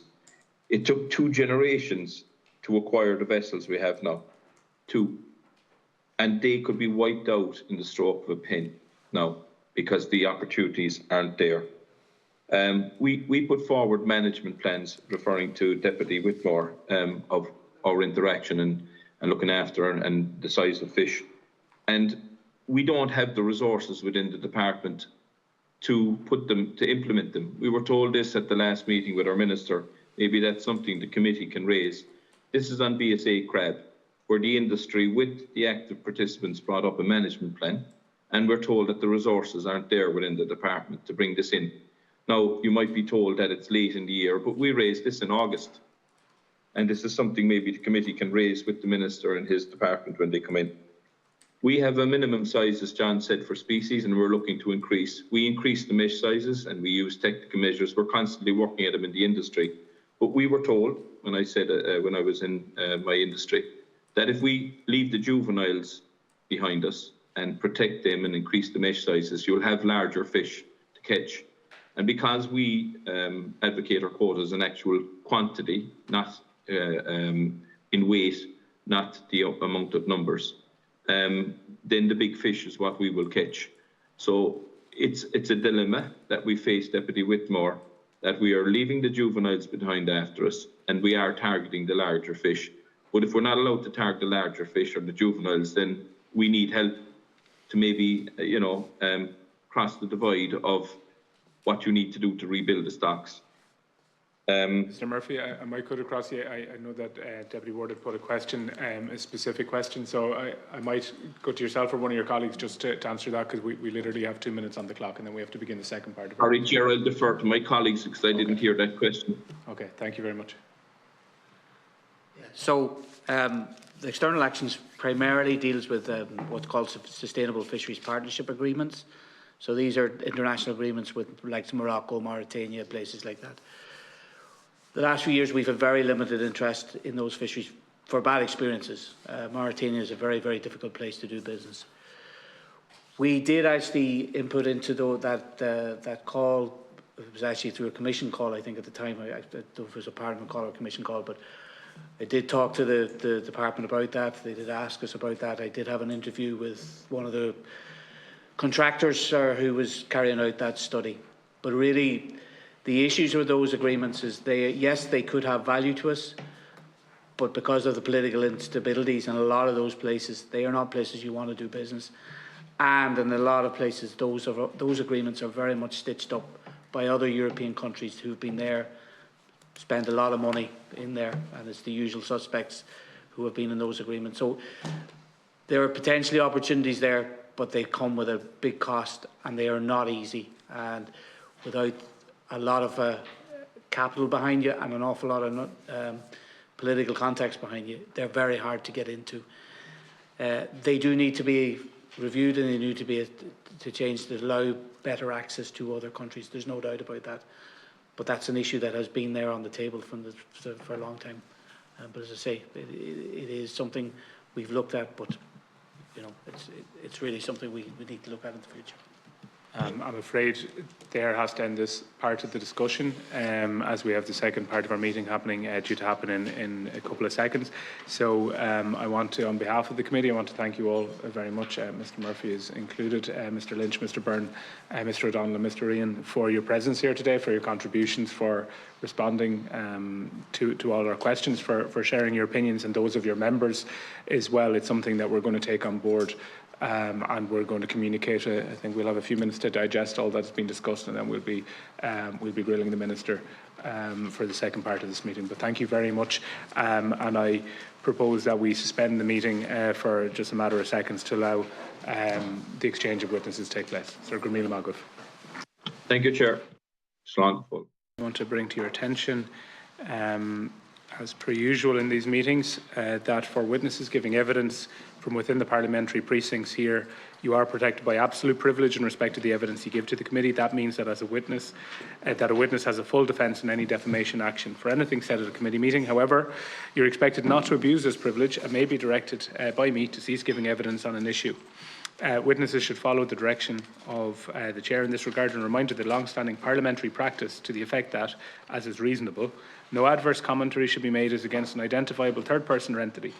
Witnesses who are to give evidence from a location outside the parliamentary precincts, and I don't think that arises in this particular case, do not have the same level of immunity or may not have the same level of immunity and should take their own legal advice. Privilege against defamation doesn't apply to the publication by you outside of the proceedings held by the committee of any matter arising from proceedings. Members, you've already been reminded of your own obligations to be physically present, and again, I don't believe this arises in this case. But if you are joining us on MS Teams at some point during this meeting, I ask you to confirm verbally that you are on the grounds of Leinster House, and to take note of the general warnings around and guidance around privilege, and the long-standing parliamentary practice that you should not criticise or make charges against any person or entity by name or in such a way as to make him, her or it identifiable or otherwise engage in speech that might be regarded as damaging to the good name of the person or entity. So our agenda for today is the issue of quotas and the common fisheries policy and sustainable impact assessment. Witnesses, you're very welcome. Tafir Fáilte Róibh. We have had a previous part of this meeting where we had another set of witnesses in and we heard their take on things. So this, for us as members, is a continuation of that discussion. The committee will hear from Minister of State at the Department of Agriculture, Food and the Marine, and at the Department of Climate, Energy and the Environment, Mr. Timmy Dooley, Teachta Dála. And the Minister is joined by a number of officials from both his department and agencies under his remit. So we have Ms. Sinead McSherry, Assistant Secretary General, Ms. Anna O'Sullivan, Principal Officer in the department, Mr. Lorcan Breheny, Assistant Principal Officer, Dr. Kieran Kelly, Director in the Fisheries and Ecosystem Advisory Services in the Marine Institute, Dr. Andrew Campbell, Team Leader in the same section of the Marine Institute, and Dr. Emmett Jackson, Director, Economic and Strategic Services, Borgi Skivara.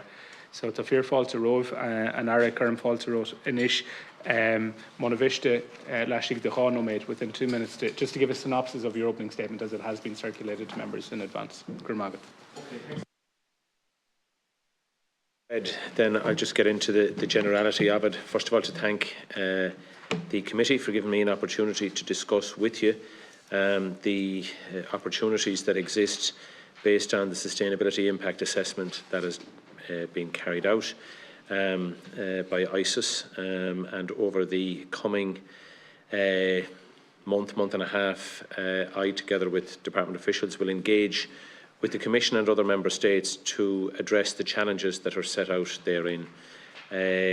Since we are going to just stick to the narrow focus, I suppose the issue of greatest concern for the year ahead is the significant advice that we have received in relation to a number of species within what might be termed the pelagic stock.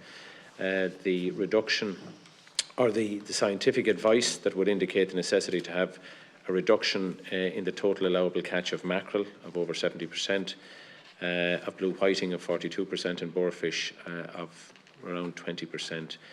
That sends shockwaves and shivers through the industry, particularly, as I said, in the pelagic stock, not just the fleet owners or those that are involved in the catching sector, but in the processing sector also. When I was before this committee, previously we discussed the challenges that the industry faces, and it's clear, and I've used every opportunity available to me since appointment to challenge the orthodoxy that has existed heretofore, that the unilateral setting of quota by certain coastal states, particularly Norway, the Faroes and Iceland, is unsustainable.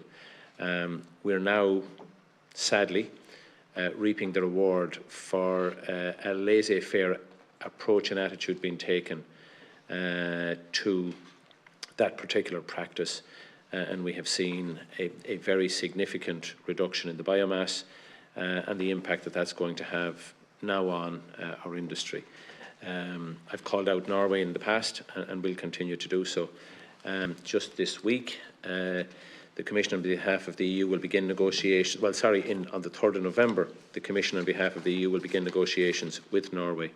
And the mandate for the Commission in these negotiations is currently being discussed by Member States at the Council Working Party. I've taken a very strong line on this, and I've instructed our officials to make clear that Ireland cannot accept a business-as-usual approach with Norway. The actions of Norway, as well as the Faroes and Iceland, have contributed, I believe, to the situation we now found ourselves in with mackerel. The EU must take into account in any fisheries agreement with Norway. And I think we're going to have to take a very strong and stern approach from our perspective. There are other advices that will come towards the end of this month that will have an impact on nephrops or prawns, and obviously our white fish stocks are also have seen reductions. But the very significant negative advice on the pelagic stocks that are most important to Ireland will have a very significant impact on the industry, and it's one that I cannot underestimate, and I'm happy to engage with members now in relation to that. As I said, I've provided a more detailed statement there, and you're happy with that. Margaret, our first speaker is Senator O'Reilly. My God, and thanks very much for coming in today, Minister. NAPA's findings point to a significant imbalance in fish stocks management. In 1 week alone in 2023, Norwegian vessels caught over 40,000 tonnes of mackerel. This amount exceeds Ireland's annual quota for 2025 and is nearly 4 times the permitted catch for 2026. What are you going to do to address this? So, will you consider going to Europe and demanding trade sanctions, or the legal route?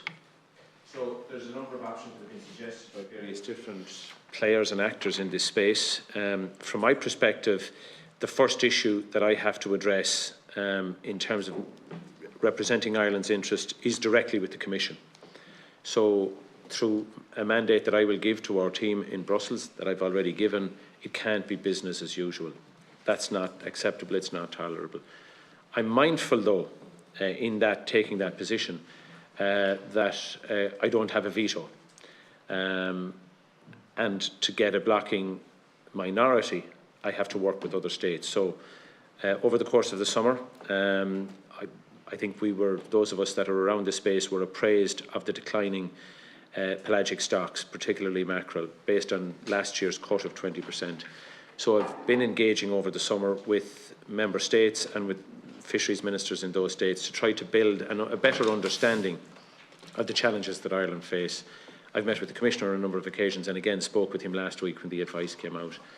And I've made it very clear that the tools that are available to us will be deployed on this occasion. So there's a measure known as the Hague's preferences, which I'm sure you may have discussed earlier, which is a methodology to allow Ireland to recoup some of what's lost in negotiations when the allowable catch falls below a certain threshold.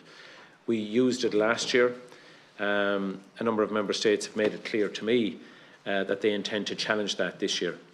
If we were to deploy it again, I've made it very clear that we will be asserting our rights and entitlements under the Hague preferences. Would you agree that it doesn't address the imbalance with Norway consistently overfishing? No, it doesn't, but it's the only tool that's available to me at the moment in terms of the system as it's currently constructed.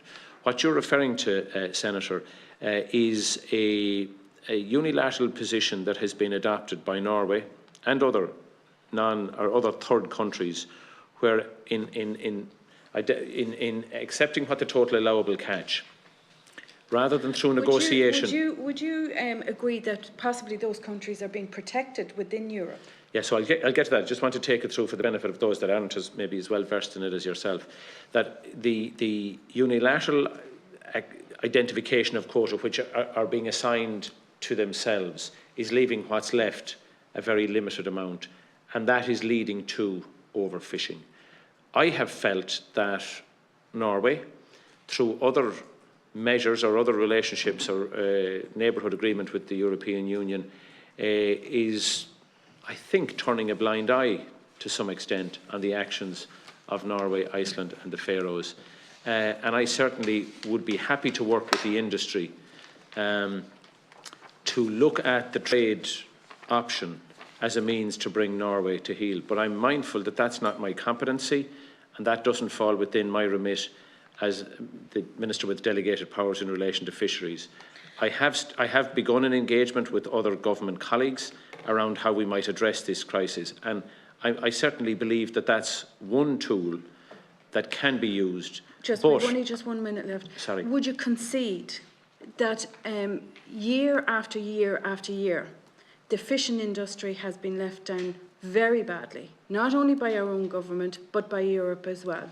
And would you concede that there's a massive fear out there amongst the fishermen that they think that possibly their politicians are not up to the mark?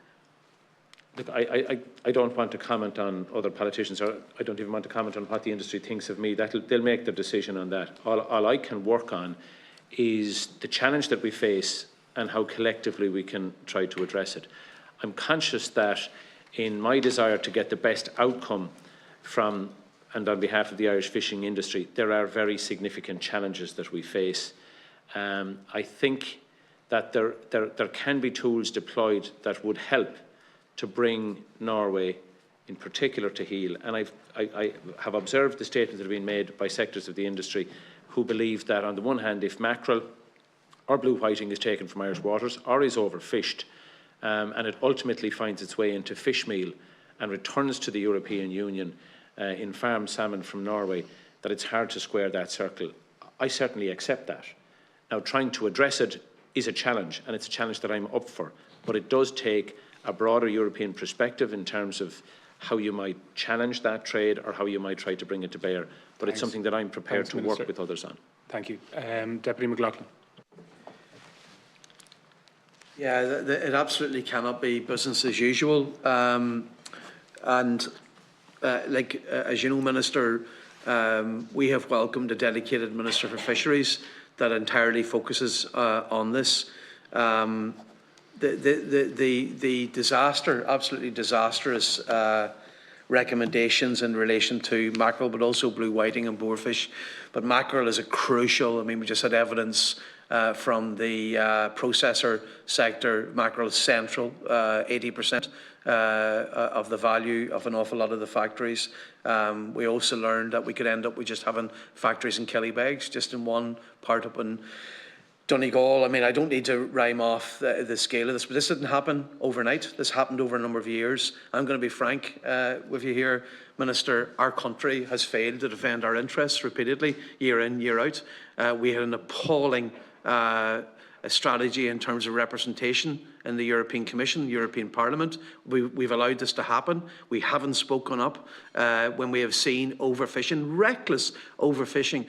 But we name countries, we name Norway, Faroes, we name Iceland, we talk about the role of Russia, the role of the United Kingdom. But we also need to talk about the role of European Union-based corporations. We have major corporations that built up pelagic industries in the likes of Iceland and Faroes. Faroes is, part of Denmark. A European Union member state.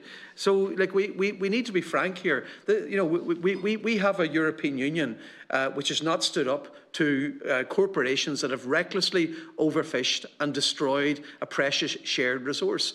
They have abandoned our Irish fishing fleet again, as they did in the Brexit negotiations, which have been extended on for 12 years. So the injustice of the trade and cooperation agreement on Irish fishing fleet has been extended for another 12 years. And if that wasn't bad enough, we're now told that this is 4 times worse in its impact than actually Brexit was.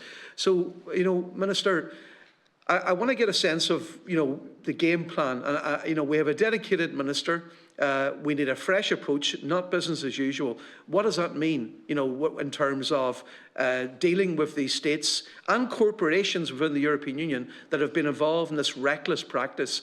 What does that mean in terms of the supports that are going to be required? So even if the reckless overfishing stops tomorrow, what are the financial supports that the European Commission will be asked to put on the table now to save our industry, to keep it alive, because of their utter failure, their willful failure to follow the science and confront the wrongdoers? So I want to get a sense of your game plan and your strategy and resources you're going to deploy. Yeah, thanks very much, Deputy.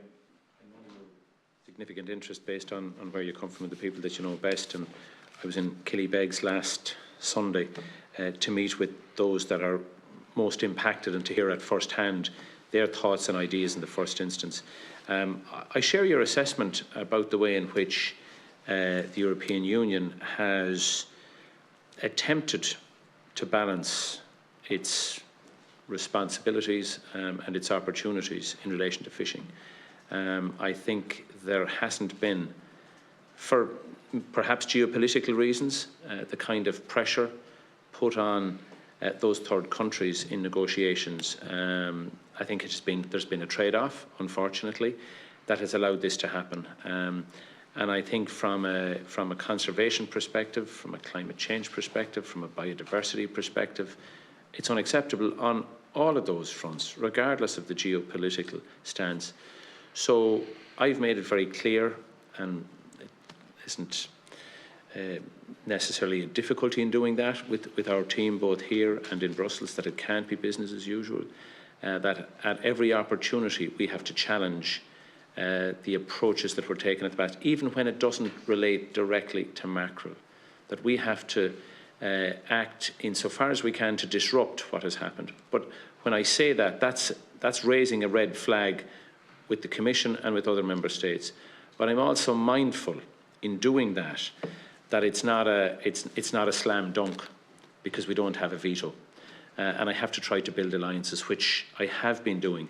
And there are some stocks that are more relevant and important to other states, and my attitude would be to be a disruptor there, insofar as I can, to say, well, what's good for the goose is good for the gander. If we have an issue over here, we need your support, but to get our support in relation to a matter of concern to you, you'll have to work with us. So it's about trying to ruffle the feathers. And I think the opportunity to do that is enhanced because of the size and scale of the shock that we have now. And that's coming on the back of, as you've identified, a 20% cut in mackerel last year, 26% loss of quota as a result of the continued TCA. And I take your point in relation to the extension of the TCA. I don't fully share your assessment. The difficulty I had with that at the time was that guaranteed access for a period of time was also of benefit to the fishing sector. Now, some had hoped that there might have been some of that clawed back. That was never on the agenda, was never possible.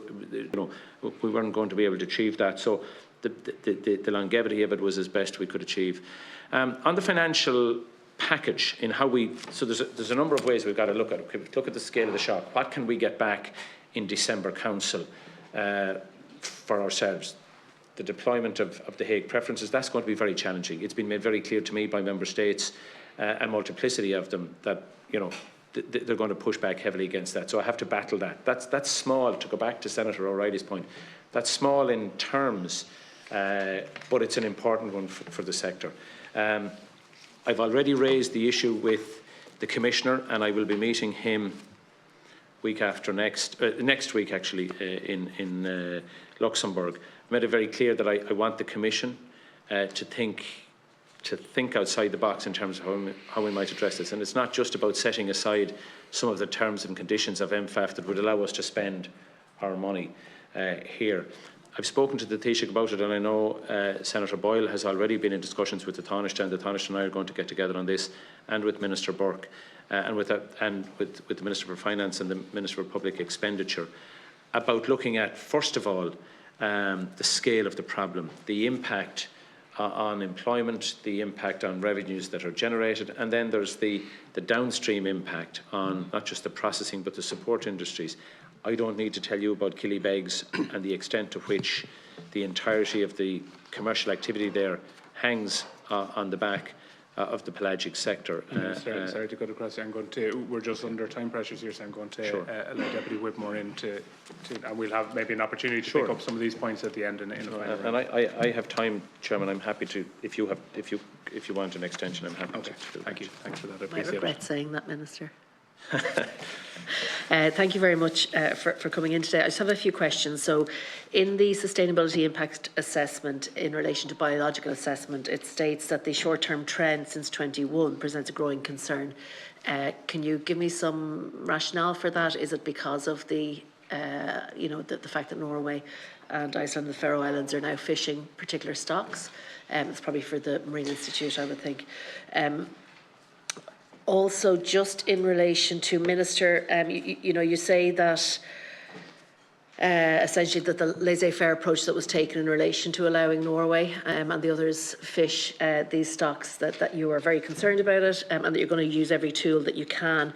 to deal with it. Have you actually received legal advice? Is there any legal tools that the state can use, whether it is in relationship to Norway or indeed how the EU have managed this process, and have you looked at that?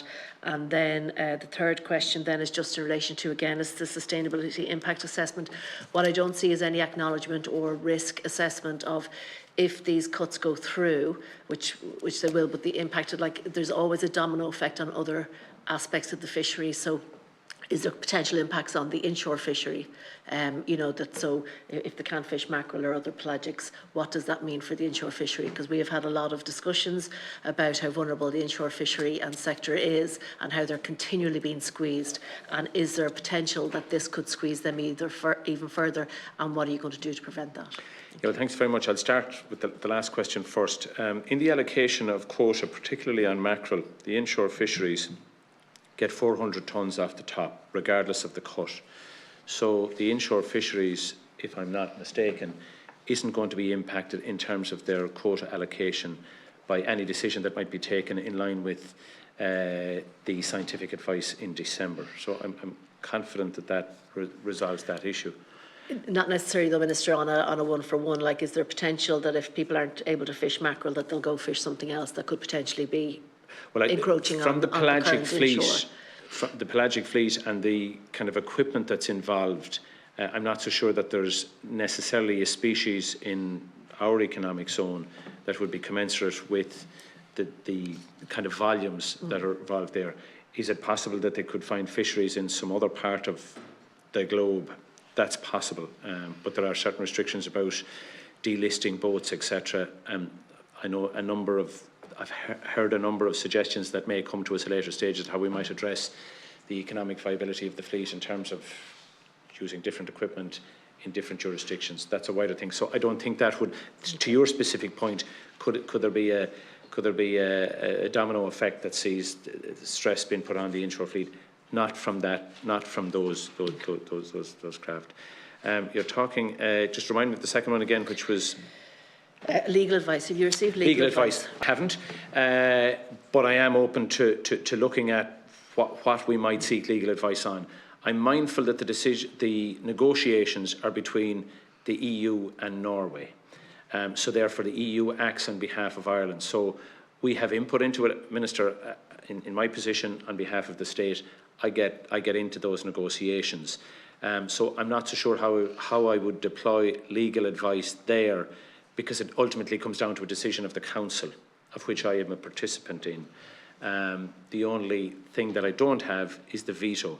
So that might be something that where to look at the legal advice, I think, would be more how might we challenge the neighbourhood agreements that exist, or the trade agreements, or what could we, are they in breach, or is there anything in those regulations of engagement on trade that this might be considered a breach in. But I'm mindful that when a council agreement is had, it's always done on the basis that they have known Norway has set these unilateral quotas, and there's tacit acceptance of it by the agreement being reached. So it'd be harder to find where they're in breach of, but I'm certainly open to getting a discussion on it.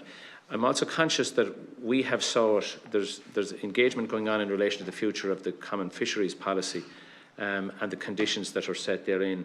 And there's a review underway that may ultimately lead to some changes to the CFP, and I think that's where we might have the best chance within our own remit.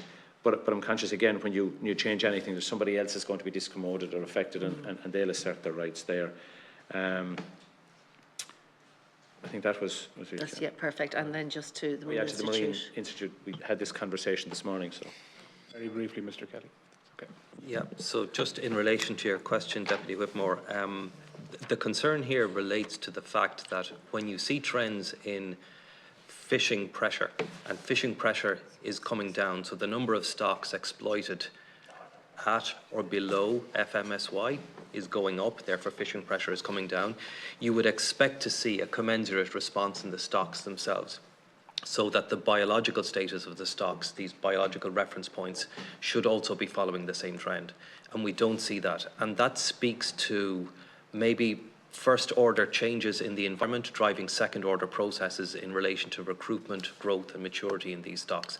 In other words, the conditions that we have expected to get MSY yields may no longer hold. Okay, so it could be temperature, it could be tidal, you know, any, like, something in the physical environment.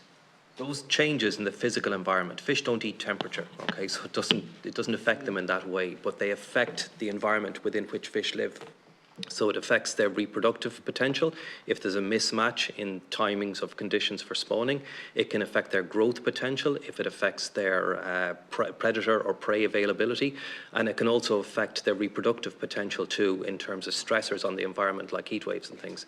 So all of those are second order effects, and it's not very straightforward to deduce one from the other, but we are seeing the impact of that now, possibly, and the Marine Institute is looking into this. Okay, so that would be very worrying then, because that would essentially mean that any sort of fishing future is very changeable at the moment. It's very hard to predict. Yes, Okay. but it doesn't seem to affect all stocks in the same way. So we're seeing this effect more pronounced in certain gadoid species, but not the same in other species like monk and hake and megrim. Okay, so our national policy then should really reflect that as well, that if there's species that seem particularly vulnerable, you know, then supports for the sector perhaps that are fishing those vulnerable species. I mean, it seems very dynamic, and the security won't be there, and that needs to be translated into policy. It does, and I've had this discussion with Kieran as to how we might respond and how we might try to understand what the longevity of the crisis is. And I had questioned around, if we stop, if we set our limits in line with the scientific information, what's the return period? And Kieran has identified to me exactly what he has said to you, that it's not linear, but the only action that we have control of is the fishing, or the reduction of the fishing, and that's an imperative. So there are some, not necessarily here but outside, who would suggest that we should ignore the scientific advice. Clearly that's not what I'll be doing, nor would it be appropriate or right to do so. There are some who say fish it out for as long as it's there, and to hell with it after that. That's not something that I'm prepared to contemplate. But I'm also mindful that just because we followed this pattern, it doesn't mean that we will see a commensurate return because of the other various issues. Senator Boyd. Thanks, Minister, and thanks for coming to Killybegs. I think when you visited Killybegs, you see the real hurt, the anger that's on people's faces and their voices for we've been sold out with so many bad deals over the last 20 years. It's unreal, how one country could be made to suffer when other countries are just ploughing ahead and doing what they want. And I think it's something that needs to be addressed. Now, Deborah McLaughlin, I'd ask you, my first question was, what was your plan? You've kind of answered that. The second question is, how can we maximise support against Norway on this? Okay, yeah. So look, everybody has a different relationship with the agreement that exists with third countries. Some will benefit more, and we always take the view that those that benefit more should pay most. But it doesn't always work out like that.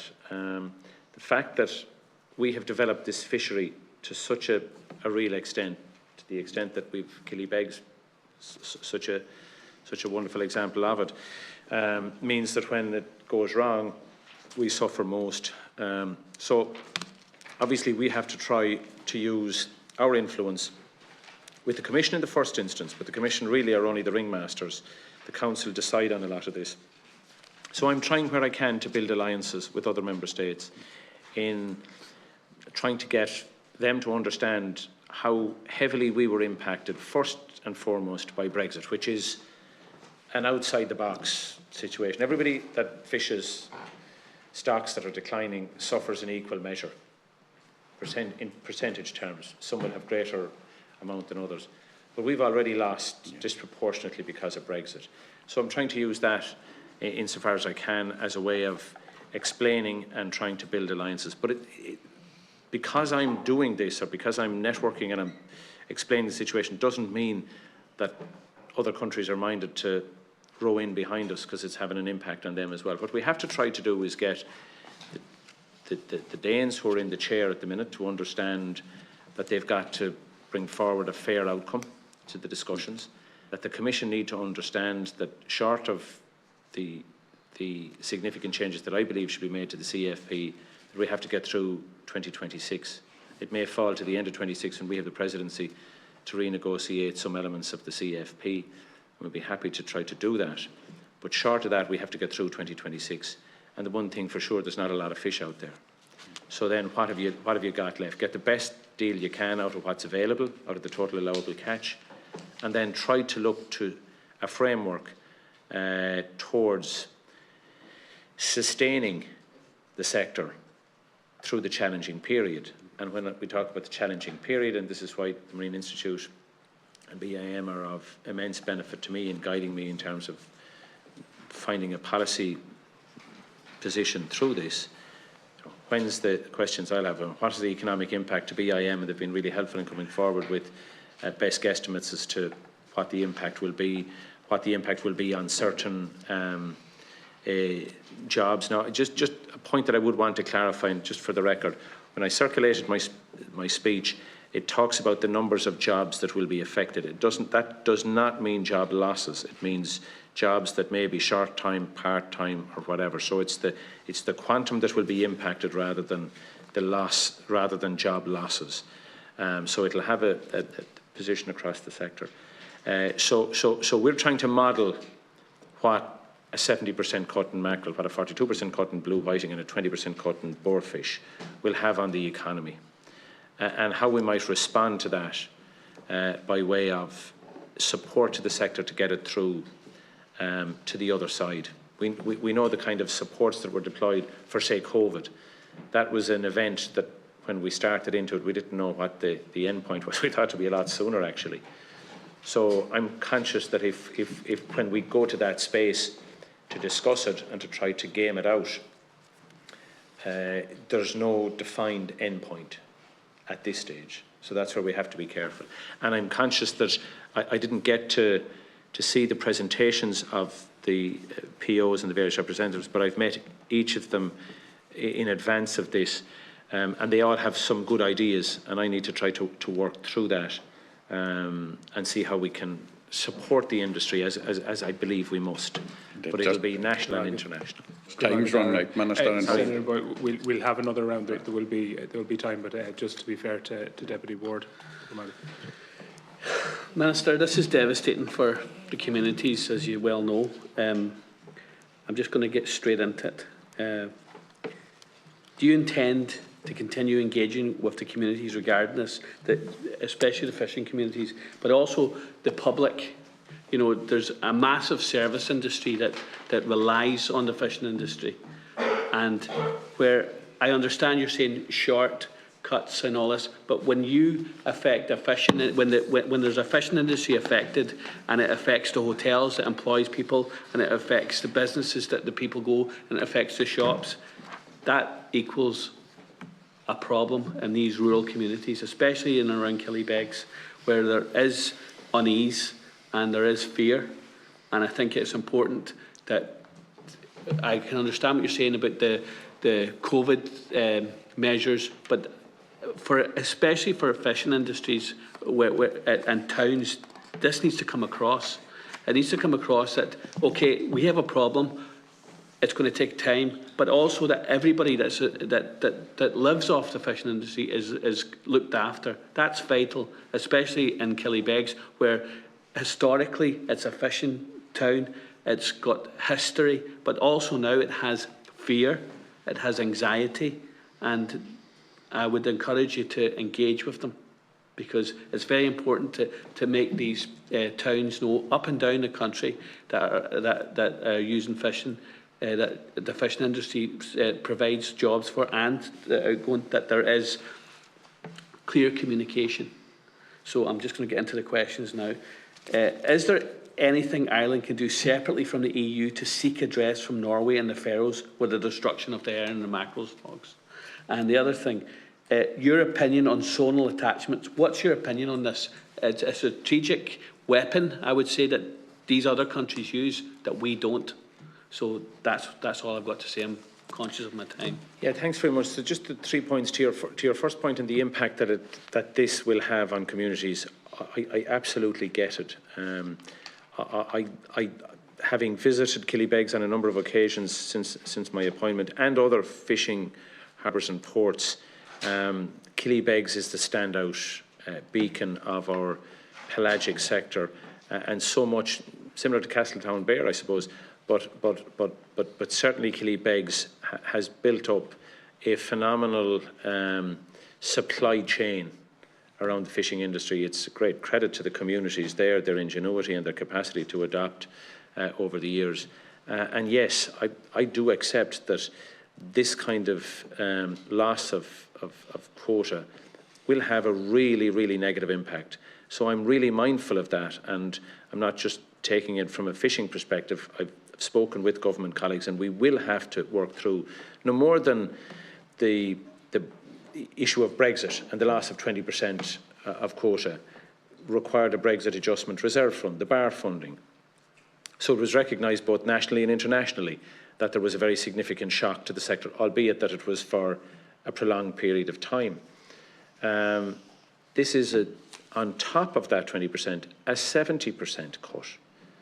So if it was appropriate to address the losses with a 20% cut, then in my view, it follows that the 70% cut for a period of time, because it's not clear from the science how quickly, if this was a one-year shock and we knew there was some hiatus that had caused this and that it was now back to normal, you could look at things differently. You could say, well, it's batten down the hatches and try to get through it. That's not the case here.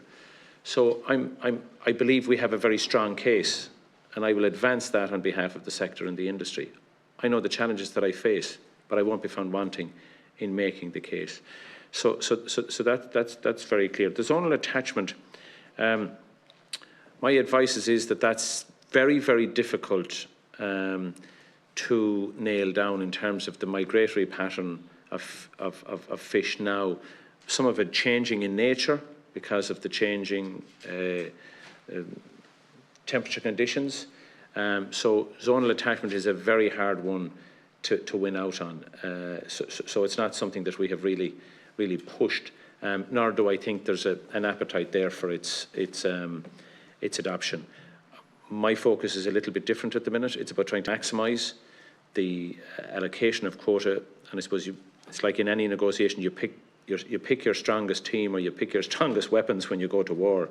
And to me, the Hague preference is certainly the one that I'll really have to die in the ditch on. That's the one that we really have to push.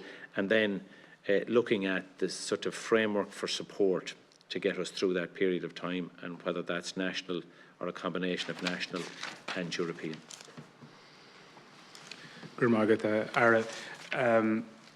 Earlier in the meeting, before witnesses were here, I gave apologies for Deputy Patrick Gallagher, who's Vice Chair of this committee. He's attending a meeting of the British-Irish Parliamentary Association in London and can't be here. But he did ask me to raise a number of questions and to put a number of questions to you on his behalf. And the first relates to Ireland's position in these negotiations. And is it the position of the Irish government then that Norway will be denied access to fish blue whiting west of Ireland and in Irish waters, and that Ireland wouldn't support the swapping quota swaps between Norway and the European Union when it comes to blue whiting? Is that a position that the Irish government has adopted? Is it your position going into these negotiations or these sets of negotiations over the coming weeks and months? And then the second part of that question relates to what we've discussed it here, the abuse of fishing stocks, of shared stocks by Norway, by the Faroe Islands and by Iceland, amounting to 1 million tonnes in overfishing over 5 years. I believe about 4 billion euros worth of overfishing. And is it the position of the Irish government and your position as Minister then that Ireland should invoke or seek to have the European Union utilise the 1026 powers that are available to it in terms of its trade competency to restrict trade with Norway, Faroe Islands and Iceland for this gross overfishing of a shared resource, this irresponsible and reckless overfishing of a shared resource? Okay, so on the first one, yes, is the answer, but I'm conscious that that's a battle, because I don't have, as I said, a veto. My view is that the Commission should not facilitate Norway at this time. I'll be pushing that position, but I'll be doing so in a way that it's effectively saying to Norway, effectively saying to Norway that we cannot have business as usual. We cannot continue in this environment where we just nod along and hope for a different outcome. So it's to challenge the consensus is my approach here at every possible opportunity.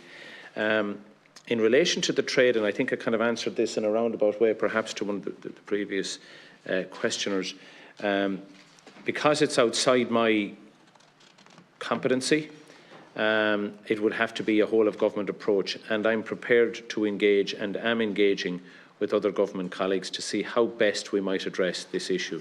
And I'll have to get their assessment in terms of what the knock-on implications are for other aspects of trade, both between Ireland and third countries, and if there are implications there, and what the other implications are at EU level. But it's, as far as I'm concerned, we've got to now go back and look at everything in terms of our relationship with Norway, but recognising that negotiations isn't a competency of individual ministers. Negotiations with third countries is done through the European Union.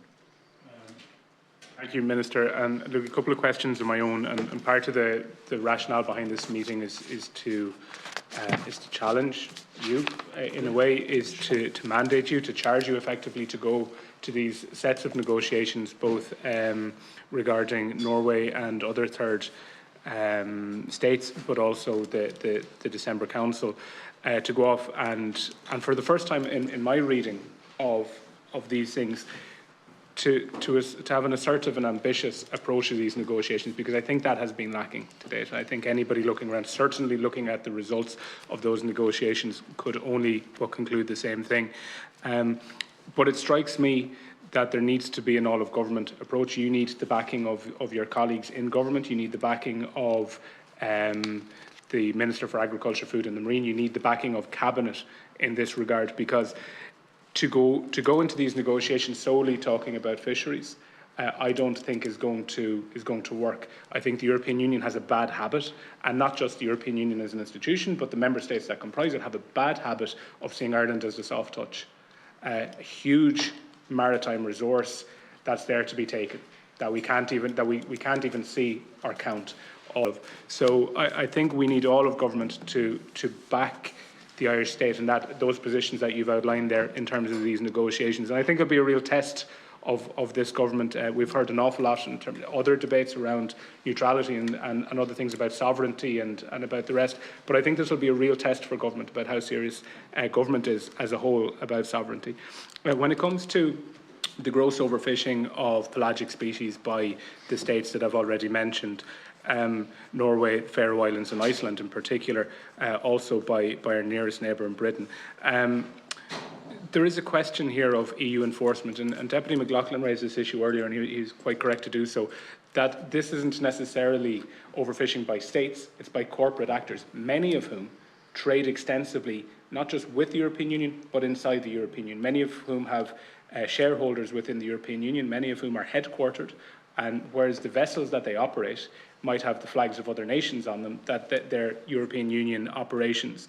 Where is the European Union enforcement mechanisms, both in terms of corporate enforcement, in terms of environmental protection and sea fisheries enforcement, and what is the Irish government saying to both the European Commission and to other member states?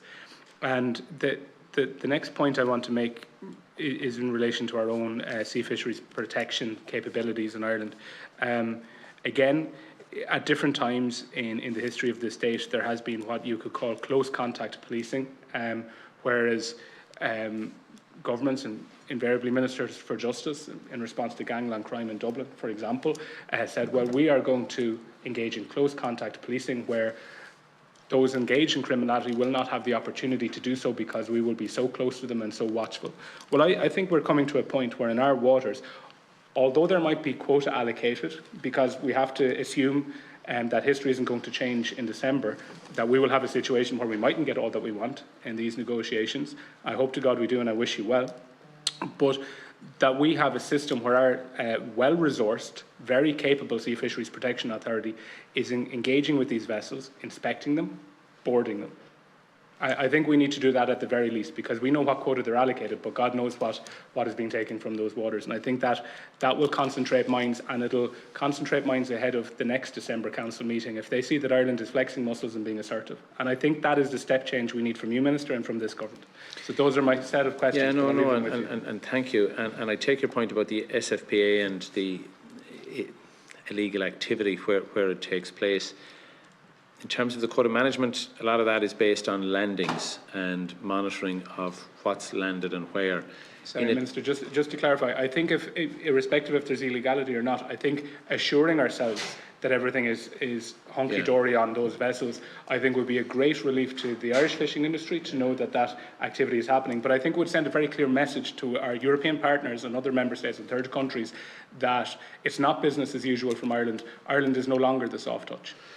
Yeah, so there's two parts to that. Well, first of all, and this isn't meant to be evasive or defensive, the SFPA is independent of me in its entirety and carries out its own functions without direction from me. Legislatively, I can't involve myself in that, but I'm sure they will be listening to your points. They do a risk-based analysis now, which we've got to be careful of as well about the unintended consequences, because there are some, particularly in the processing sector, would say that the actions of the SFPA on occasion leads to foreign vessels not visiting our ports or depositing fish here, and it's impacting on their ability to get enough fish to process. So there's a potential double jeopardy there, but you don't understand what I'm saying. So at the council, which is what you're talking about, how we can assert our position and take a whole of government approach. I'm in the process of putting that together with colleagues to see how we can use other relationships that exist between the Union and third countries, how we can assert ourselves in those fora to a point where we can challenge, which everybody is referring to, the trade, particularly the trade in farm salmon that comes back into the European Union when perhaps the overfishing, as it's baked in, unfortunately, to the agreements that take place in December.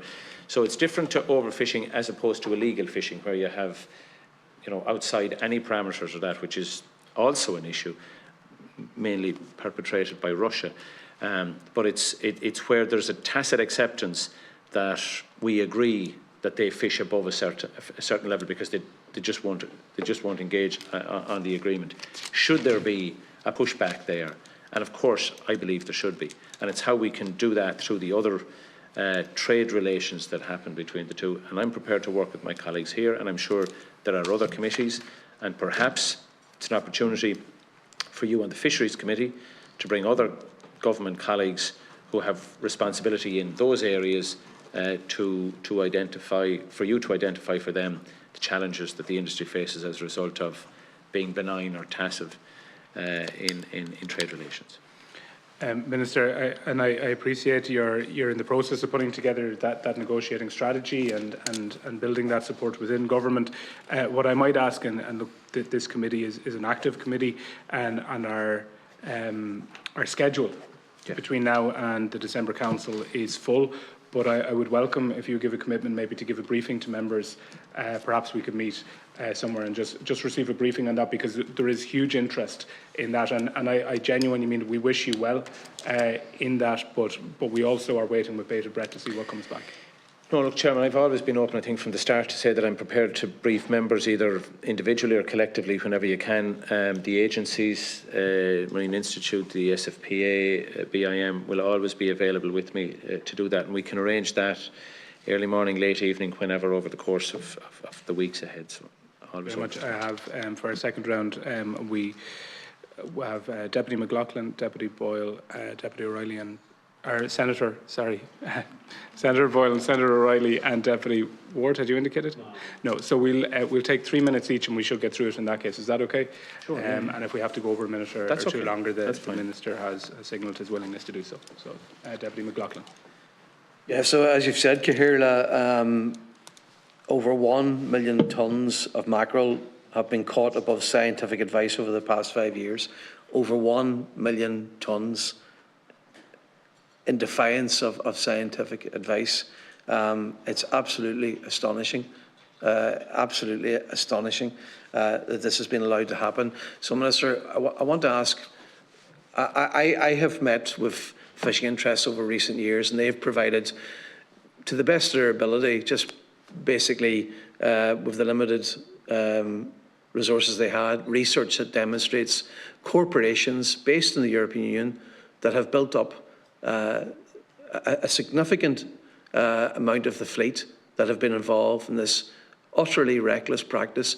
So if they were within European waters, they would have to stick to the quotas defined by the Common Fisheries Policy.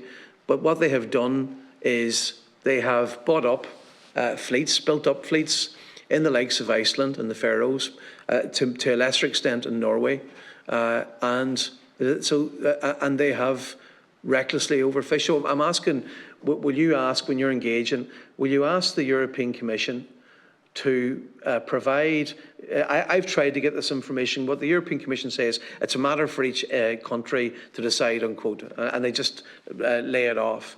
But they've done nothing about this. They've done absolutely nothing to stop this. The Common Fisheries Policy lies in ruins in terms of credibility, in terms of moral force, as we speak right now. 1 million tonnes in 5 years in defiance of scientific advice. You've wrecked a precious resource in fishery, and they've just gone and done it. And it's been European corporations, European Union-based corporations, who went up and built up the industry and did that. You know, so I would like to know: will you seek that the European Commission urgently investigates who are these corporations, what is their interest in these third states, and do they also benefit from reciprocal fishing arrangements in terms of Arctic cod? So are they benefiting on the double, European Union-based corporations, while Ireland suffers on the double because we have access into our water for blue whiting and we are devastated by the impact on mackerel? So, like, we are being absolutely destroyed here. You know, if you talk about what happened in Brexit, you know, it was outrageous, the betrayal of Ireland that happened in terms of fisheries. There was a financial compensation for that, but now we have even worse what's happened here.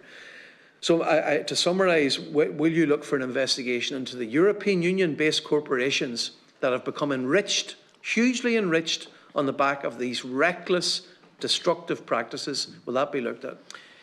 Yeah, I'm happy to seek that advice, Deputy McLaughlin, but I suppose what we have to look at here is the framework in which all of this happens, which is the CFP. And I'm conscious that other countries and other member states view their quota differently. We view the quota in Ireland as a national resource. We assign catching capacity to certain vessels based on that, but we don't do anything that ascribes ownership or in any way has the potential to ascribe ownership. Other member states do it differently, and as a result of that, large corporations have bought up quota, puts them in a strong position. So I'm mindful that in looking for an investigation to something that's clearly, just guarded words here, may not be legal, may not be illegal at all, because they have succeeded, like lots of conglomerates, purchasing opportunity and travelling from there. So I think, but I'm happy to explore it, I think the issue lies in what the member state or the third country chooses to do in its negotiations, rather than the corporation. And I'm not in any way suggesting that that they're not part of the mix, but it would seem to me, from what I've read, that they're operating within the law of the national law, the European law, but the context of which all of this set is the CFP.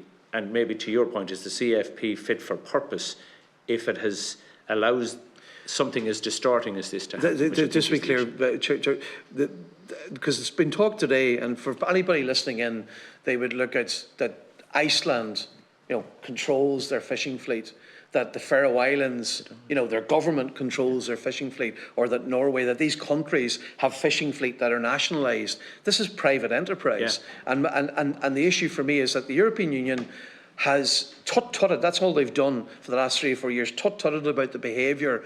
And we hear about countries, but there are corporations that are based in the European Union that have become absolutely enriched with no price to pay. So the European Union, has no credibility because they have allowed. And you're right, you can legally purchase quota across the European Union from common fisheries policy, and you can legally go into Iceland, Faroes, and to a lesser extent Norway, and buy up quota. That's true. Legally, you can do it. But is it moral? Is it ethical? Is it at the heart of what we're seeing? Yes. And have we a common fisheries policy that appears to reflect the industrialisation of fishing by these corporations rather than what we talk about, climate change, sustainable, low impact? All of this is in tatters because we've allowed an industrialisation policy from some corporations, both within the European Union and outside the European Union, to destroy our fishery. And that's the investigation that needs to be had. So in other words, the European Union have no moral high ground to tut-tut at other countries when they have allowed this to happen under the guise of international trade and legalities. To me, it's very, very clear that these corporations are transcending the European Union and outside and internationally and are involved in utterly reckless practices that have destroyed our fishery. There needs to be an investigation into that. We're up at the time. If it's okay, Minister, I might bring in Senator Boyle, and then we can bundle the responses, and then Senator O'Reilly. Well, in fairness, Deputy McLaughlin has covered some of it there, and I think he's totally right. Just on, like you were saying earlier about the jobs, Minister, it's going to be even on my job in Killybegs, even to get men now to do anything, it's not there because nobody can stay about. The way that we've been cut year after year, and I mean, it's just driving young people away. It really is. You're going to come to a stage now where you'll get nobody to work in a factory or you'll get nobody to go on a vessel out because it doesn't pay. One time you could go into a bank in Killybegs and you could get a mortgage, no bother. Now you couldn't even look out. The fishing used to be for 9 months. Now it's down to kind of 9 days. One trawler had his net in the water for 12 hours and he landed his mackerel last year. I mean, how sustainable is that? I mean, when Brexit was being talked about, we were going to get a deal, and next thing then, this burden sharing was thrown into it. But since that, burden sharing hasn't been mentioned at all. It really hasn't. And I mean, this zonal attachment, it seemed to work for the UK when they were doing their deal there. But it doesn't work for Ireland. It seems to be we get the crumbs of the table from Europe all the time, and everybody else can go on and do what they want. I mean, I think it's time now that Ireland stands up and be counted, and let's call Europe out on this. I mean, it's criminal what's going on with these third countries. And it's time Europe stood up and be counted. And if we have to push for that, we have to. And I'm glad to see that you're taking I really am happy that you're taking an approach on the blue-whiting this early on. It's good to see it. We never had that before. And we need our minister to stand tall with us. And it's good to see that. But we need also to go out and tell Europe, listen, look at what these boys is doing this last 15 years. It's not sustainable. The boys that is doing it right this last 20 years, we're getting hammered. And the boys that's doing it wrong, they're getting away with it. Now, when I was brought up, I was told you try and do things right and it always works out. But by God, in this instance, it's not working out for Ireland. So it's time now that we stood up and be counted and tell Ursula von der Leyen she has to get them sorted.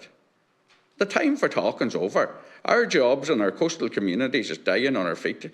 I can't see many companies in Killybegs. You were there. Sustain another year like it. Every man's operating at a loss. Any lock of pound we had was trying to keep going. I mean, this is total annihilation for us. So I think it's time to bang the table and get out there and tell the Europeans enough is enough. Thanks, Minister. I might go to Senator O'Reilly for the last word and then back to the Minister to wrap. Is that okay? Well, I just want to support Manus and Pádraig on what they say as well. But I'm just going to just ask for your what you say about the department gradually pulling support from the fisheries. In budget 2023, it was 337 million. Budget 24, it was 176 million. Budget 25 was 177 million, and budget 26, it's 157 million. And the second question is the Brexit, the bar funding. I'm not sure of my figures on this, but is there 213 million left unspent? And was there analysis done on that and why that happened? And the third question was, there was a suggestion here earlier that there was possibly poor drafting of schemes by BIM maybe, and maybe there could be a comment on that. And fourthly, will you commit to visiting Castletown Bear as you visited Killybegs? I'll start at the end. I've been to Castletown Bear and I will again. I've been in Castletown Bear 2 or 3 times, two certainly, and I brought the Commissioner to an event in Castletown Bear. There's 2 that I haven't been to, I think, Dingle and Dunmore East. I haven't been to Dunmore East, but I will, and I continue that engagement. Just on the poorly drafted schemes, BIM work with us very closely in the department and manage quite a number of schemes in terms of support, promotion, training, all of that kind of thing. You know, and they engage very openly with the industry. From time to time, some of the terms and conditions don't suit everybody, and we try, and BIM try wherever they can, but there are certain rules that we have to obey at European level in terms of the audit control. So it is under the MFAF funding that many of these schemes are funded, and therefore we must be mindful that there's rules and regs that come with that, and we've got to watch it. But we're always open to work with the industry, and people come to me around certain schemes that they had issues with, and we try to work through that. You talk about the ongoing funding of the fisheries sector, and it varies significantly from year to year. The year of Brexit, there was a significant upside in terms of the supports that were put in. Some years have greater demands than others. Some of it is to do with capital infrastructure. Sometimes you're finishing one scheme and you don't need, or you haven't a contractual commitment the next year for an extension of a harbour or a pier. Like we're currently undergoing significant upgrade of the facilities out at Hoth. We thought we'd have completed the project at Rossaville, but there were some planning issues and there were some appeals through the courts, and we've had to go back for planning. So monies that will ultimately have to be expended there are not necessarily included in this year's round of capital funding, but will be on the books next year. So it's not just because you see a downward or an upward graph in relation to funding, it's based on the needs and demands that the department has on a particular year, and we negotiate with the Department of Finance and public expenditure on that. So I'm confident that we have an adequate amount of money to get us through based on our contractual commitments and our needs and our vision. Could we do with extra money?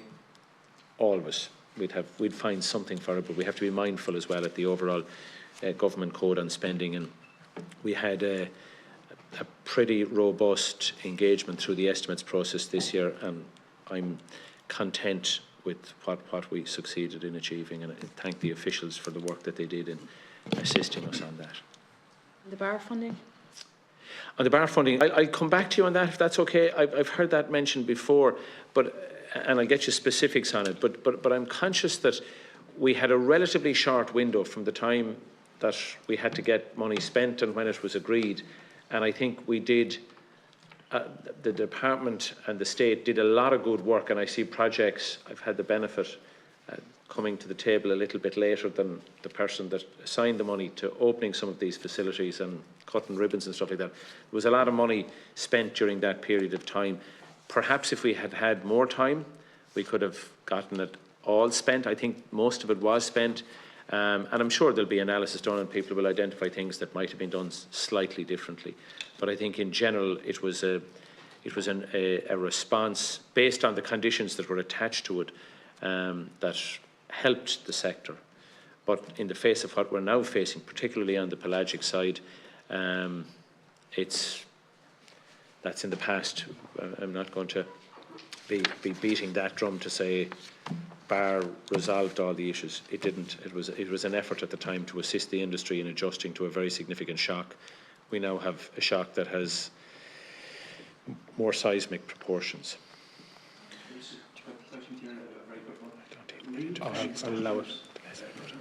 Apparently there's a device called real-time closures that can be deployed based on ICE's scientific advice. Now, I'm not expecting, I had to check out, I think Denmark deployed it in 2025. Is this something, Minister, I've just landed this with you, so if you don't know the answer, I'm not, but could you, if you don't know the answer, could you just, maybe some of your officials might know something about it, or Marine Institute representatives. We'll come back to off the top of my head, I don't have no, that. No, and I'm being fair because I had to research but it. I'm happy to get the issue of real-time closure. What we have looked at, it's not the same, but to boarfish, there is anecdotal information to suggest that the boarfish scientific information is not in line with what was expected, as best I can understand. And I'm saying this from a scientific, from what I've been provided from some scientific information, that it's not fully consistent, and that there's the potential to review it with some other analysis that may allow for something to happen mid-season if this was a blip. Now, whether that relates to your question, I'll come back to you on, and we'll write to you separately. If you could just come back on that real-time closure, is it a device that can be used? Is it dynamic closure? That's the point. Well, real-time closure. Real-time closure. Real-time closure. Apparently, it was deployed by Denmark, and it can be used based on ICE's advice to close a fishery on a temporary basis. I don't know if the Marine Institute reps might be able to comment on it. Yeah, sure. Yeah. It's kind of an academic idea as an alternative way, but it would be for the department to look into it, I guess, you know. It is a device can be used, in your opinion? It comes with every other fishery management instrument with pros and cons. Okay. I'm happy to get you. No problem. What I'll do is I'll write back to the committee and circulate it to yourselves on that, We'll do a bit of work. Gurmila Magav, Kahania, Ashin Hamid, Harama. We're up at time. In fact, we're a little over, but I want to thank our witnesses for being here, the Minister and officials from the Department, from BIM and from the Marine Institute for being with us here. Thank the members for the questions, the good conduct of the discussion. It has been an interesting meeting. But with that said, we have no further business, so I'll adjourn the meeting, and we are adjourned until the 21st of October. Gurmila Magav.